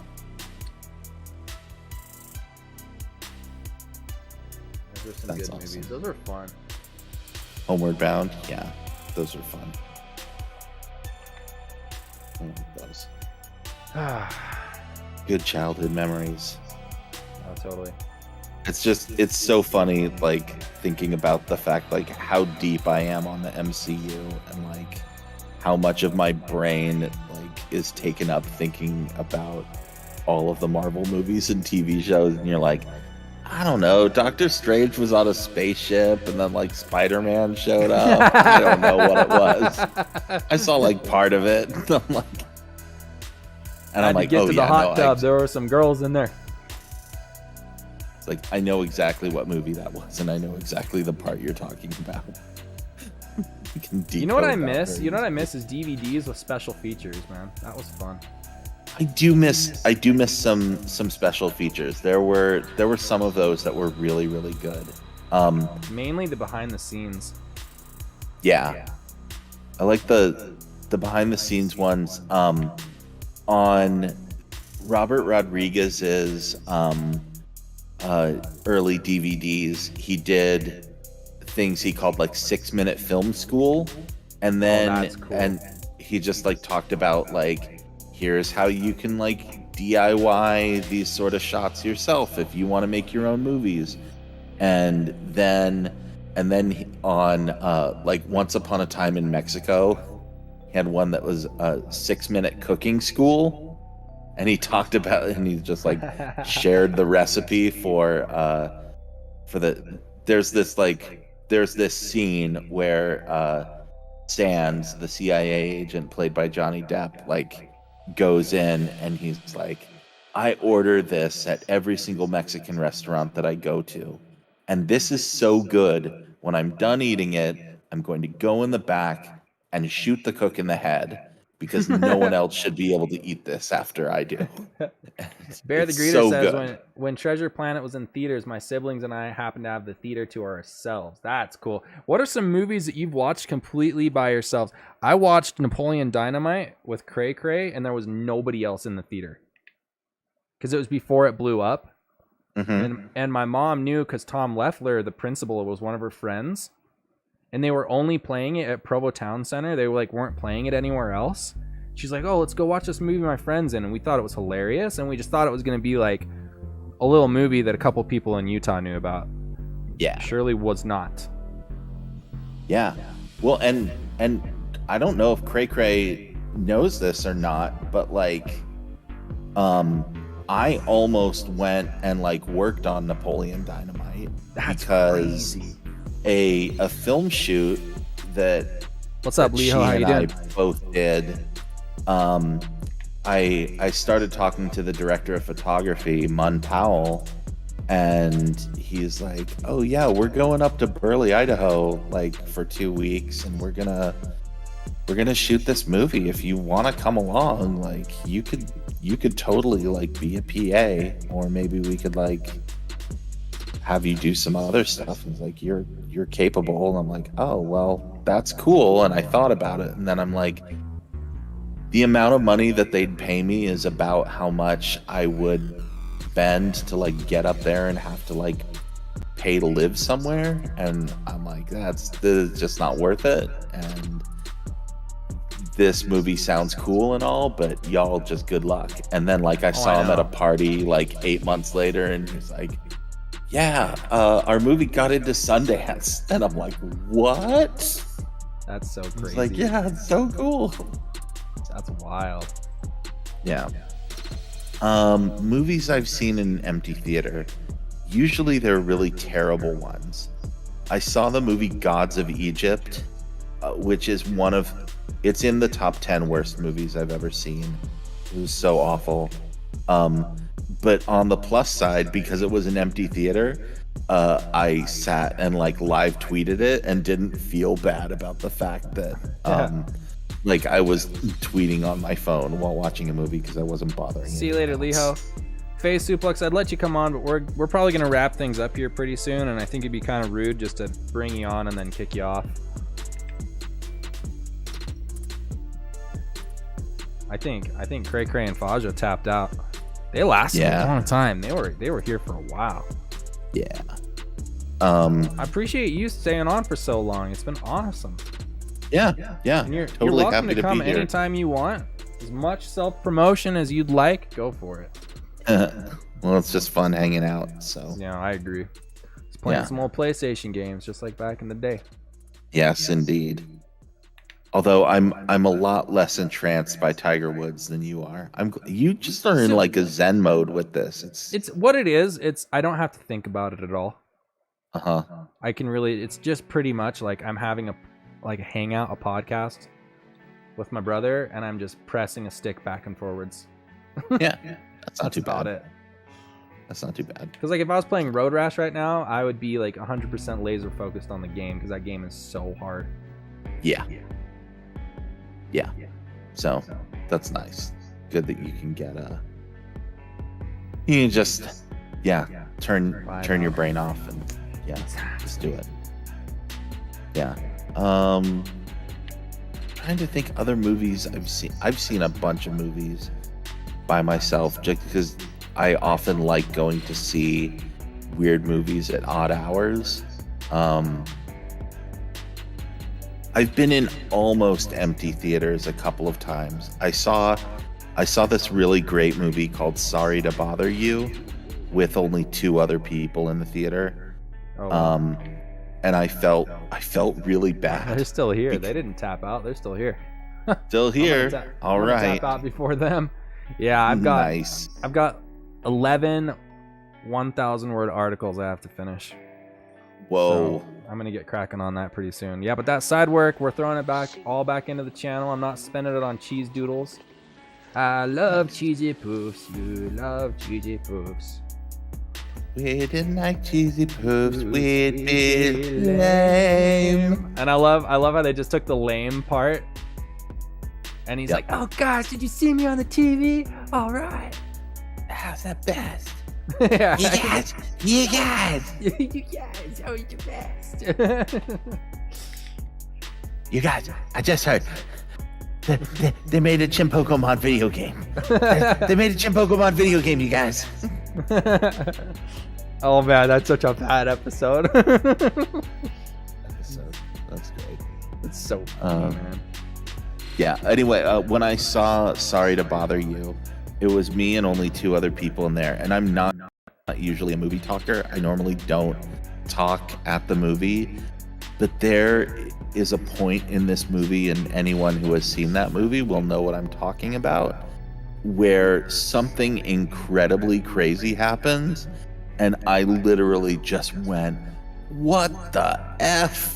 And I am not a movie talker, and it was just like, wow, I was so, and then I just like, I kind of felt bad. And the other guys were just like, yeah, no, we're feeling you. It's cool. Don't worry about it. Oh, I got some chicken in the fridge. I'm all about that. Chicken in the fridge. Chicken in the fridge. And I got some chicken in the back of my jugular. Dig through the chicken and burn through the chicken and in the back of my jugular. How do I change my club, dude? This game, man, I'm telling you, sometimes they made these games impossible for anyone to win. yeah. They're like, okay, you've got 4 golf courses. That's it. No more. However, they're hard as shit. So good luck. Yeah, I don't. That's the thing is like, I'm just like, you have like the patience of a saint to keep playing this game, because I'm just like, I would be like, I can't get it over the water. I'm like, I want to play Mario Golf, I think. I want to play something that's easy. Right. Hot shots golf. Nice a shot. A nice shot. I got myself on a tear, and I want to be the top money winner on this. I did the Rush goal, I did the Super Mario 64 goal, and I've got to do this goal, and I'm just like, come on, dude, can I just not? And that's the thing is I could just not. That is an option. You could. Yeah. Yeah. Choose a different game, but hey, sometimes you got to do what you want to do. I don't know. We tried to play the remake of the Oregon Trail, and boy, was it awful. Oh no, I was there when you did that. Yeah, it was not good. It was too bad. That made me sad. How not great that was. Right. Yeah. Oh, come on. Yeah, I think I'm over it. I think I'm over the game. Yeah. It's getting pretty late. Ladies and gentlemen, I'm gonna work on those. I'm gonna work on those articles. They can all get finished. Just be done. Don't have to think about them anymore. But Willis, I mean, you're welcome to come in. Like I said, anytime. What's up? Will do. What's up, Austin? How you doing? You have a problem. What's your problem, yo? We got to hear about this problem before we can be He's done. got a fever, and the only prescription is more cowbell. I got a fever, and the only prescription is more cowbell. It's been a good one. I'm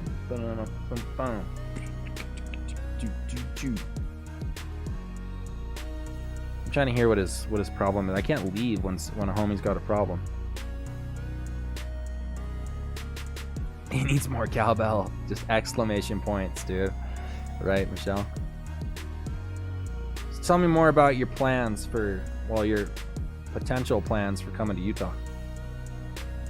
Oh, here's his problem. You just started your third run through Elden Ring yesterday and just beat it again? Dude, you should think about speedrunning it, dude. You should think about speedrunning it. I'm not kidding. You might get some traction on your streaming if you start speedrunning Elden Ring. Dude. That is not a problem. That's good. You become like Elden Ring master. How do you do that though? That game is redonkulous. That's amazing.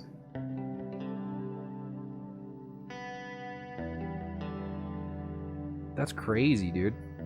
So, that's yeah. wild. All right, well, we're gonna wrap things up with that amazing news. I think that's not a problem at all. I think that's incredible. Yeah. Way to go, Austin. He said, Bear the Greater says that's not the kind of problem I was expecting. Yeah. I really bet you could get some good traction doing that. Yeah. There's lots of people doing Elden Ring streams right now. Yeah. If you did a speed Game run Grumps of it, are doing a Elden Ring thing right now. Let me look at the speed run real quick. The speed run board for Elden Ring. That'll be a good way to. Oh, wait a second. Why have I not, like... I submitted my Super Mario 64. What? Rejected? Why was I rejected? Oh wait, no, it's not. Never mind. I guess I just have to resubmit my Mario run. Okay, let's go. Elden Ring. Holy crap, what in the world?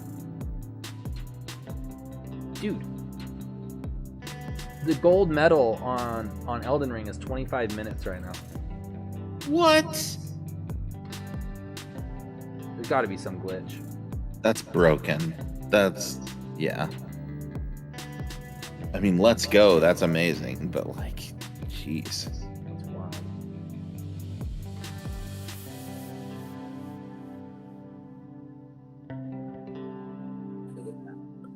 crazy. All right, Annie, can you hear me? Oh, hold on. Yo. Let me pull this up. We were literally just about to wrap things up. We can do one more beat. Let's do it. Let's stay a little bit longer. Okay, well, what I was gonna say. So that 25-minute speed run is most likely on PC though. Let me go to console one. The console, the gold medal is 35 minutes. Are you serious? What the heck? Yeah. Like, Ridiculous. how is that even possible? I will link the video in the chat. Well, dude, I want to know how it's even possible for you to do it in like a day and a half. Like, well, here's the thing. It wasn't even like it wasn't a day and a half. It was more like 6 hours. That'll put you on the leaderboard. 6 hours. That'll put you on the leaderboard for sure. You should totally start speedrunning it, dude. You'd get in the community and you'd get a bunch of views. So I've been thinking about it because literally, yeah, I started actually doing my playthrough. No, I started it this morning actually. I switched over to my new game, or to my new run through yesterday morning, but then I actually started it and like did the first boss fights like this morning. So yeah, I beat it in like 6 hours. Dallas County Scratches, I hope you're doing great. Michelle says that you can beat Mist if you know the secret in 2 minutes. So there's an any percent speedrun category for Elden Ring. Yeah. And the any percent is like 6 minutes. Whoa. Wow. But it's like a PC. It's like they can do it on any patch. It's ridiculous. That's crazy, dude. But I think that's what I might do in my next run through. I've been thinking about trying to speedrun it. Do speedrun, dude. That'll put you on the map for sure. Because I've been. This is the second time that I beat it in like 6 hours. It's wild. So it's crazy. It's amazing. Do it. Do it now. Yo, I've got some pizza in the air fryer right now. I want some pizza. Yeah, guys, I'm really hungry. I gotta get those articles done. I want you to spam Kiss Your Franchise Goodbye in the chat. Go follow it. It's a great podcast. You guys are gonna love it. And that's how it is. We're gonna be wrapping this up. I've always got you two need to stay for the anecdotal piece of advice at the end. It doesn't have to be anecdotal, but you know, it's a little piece of advice that you can give everyone. What I always say is, if you're going through a hard time, it always gets better as long as you're willing to make a change, even a small one. You know, things have been weird over the last couple of years, and most likely you are going through some sort of a tough time, or you know someone who is, but it does get better. You just got to push through. Keep that positive mindset. If you have a goal and a dream, be like Willis. Take some action on it. And go make your podcast. There's a whole bunch of people who talk about it, and then there's people who do it. So shout out to my bro on that one. Don't let anybody tell you can't do it. We'll be here tomorrow, 6 o'clock my time, 5 o'clock LA, 8 o'clock New York, 1 o'clock London. It was good having you guys. We'll check you tomorrow. Peace.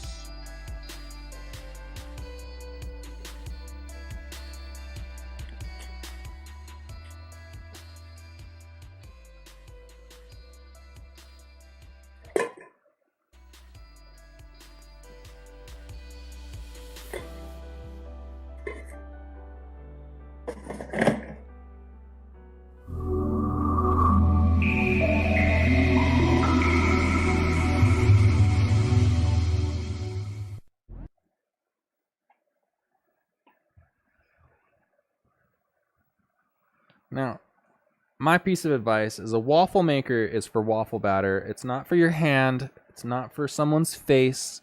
Don't put plastic in it. Waffle irons, it's in the name. Waffle iron. So just make waffles with it. That's my advice. All right, now, OG Lord Shep and Willis, You guys get to give your advice. My advice is don't put ice cream in the air fryer and expect it to taste good. Last but not least, we've got the epic advice from Willis. Does your milk taste sour when you take a sip of it? Just check the expiration date, dummy. For your health.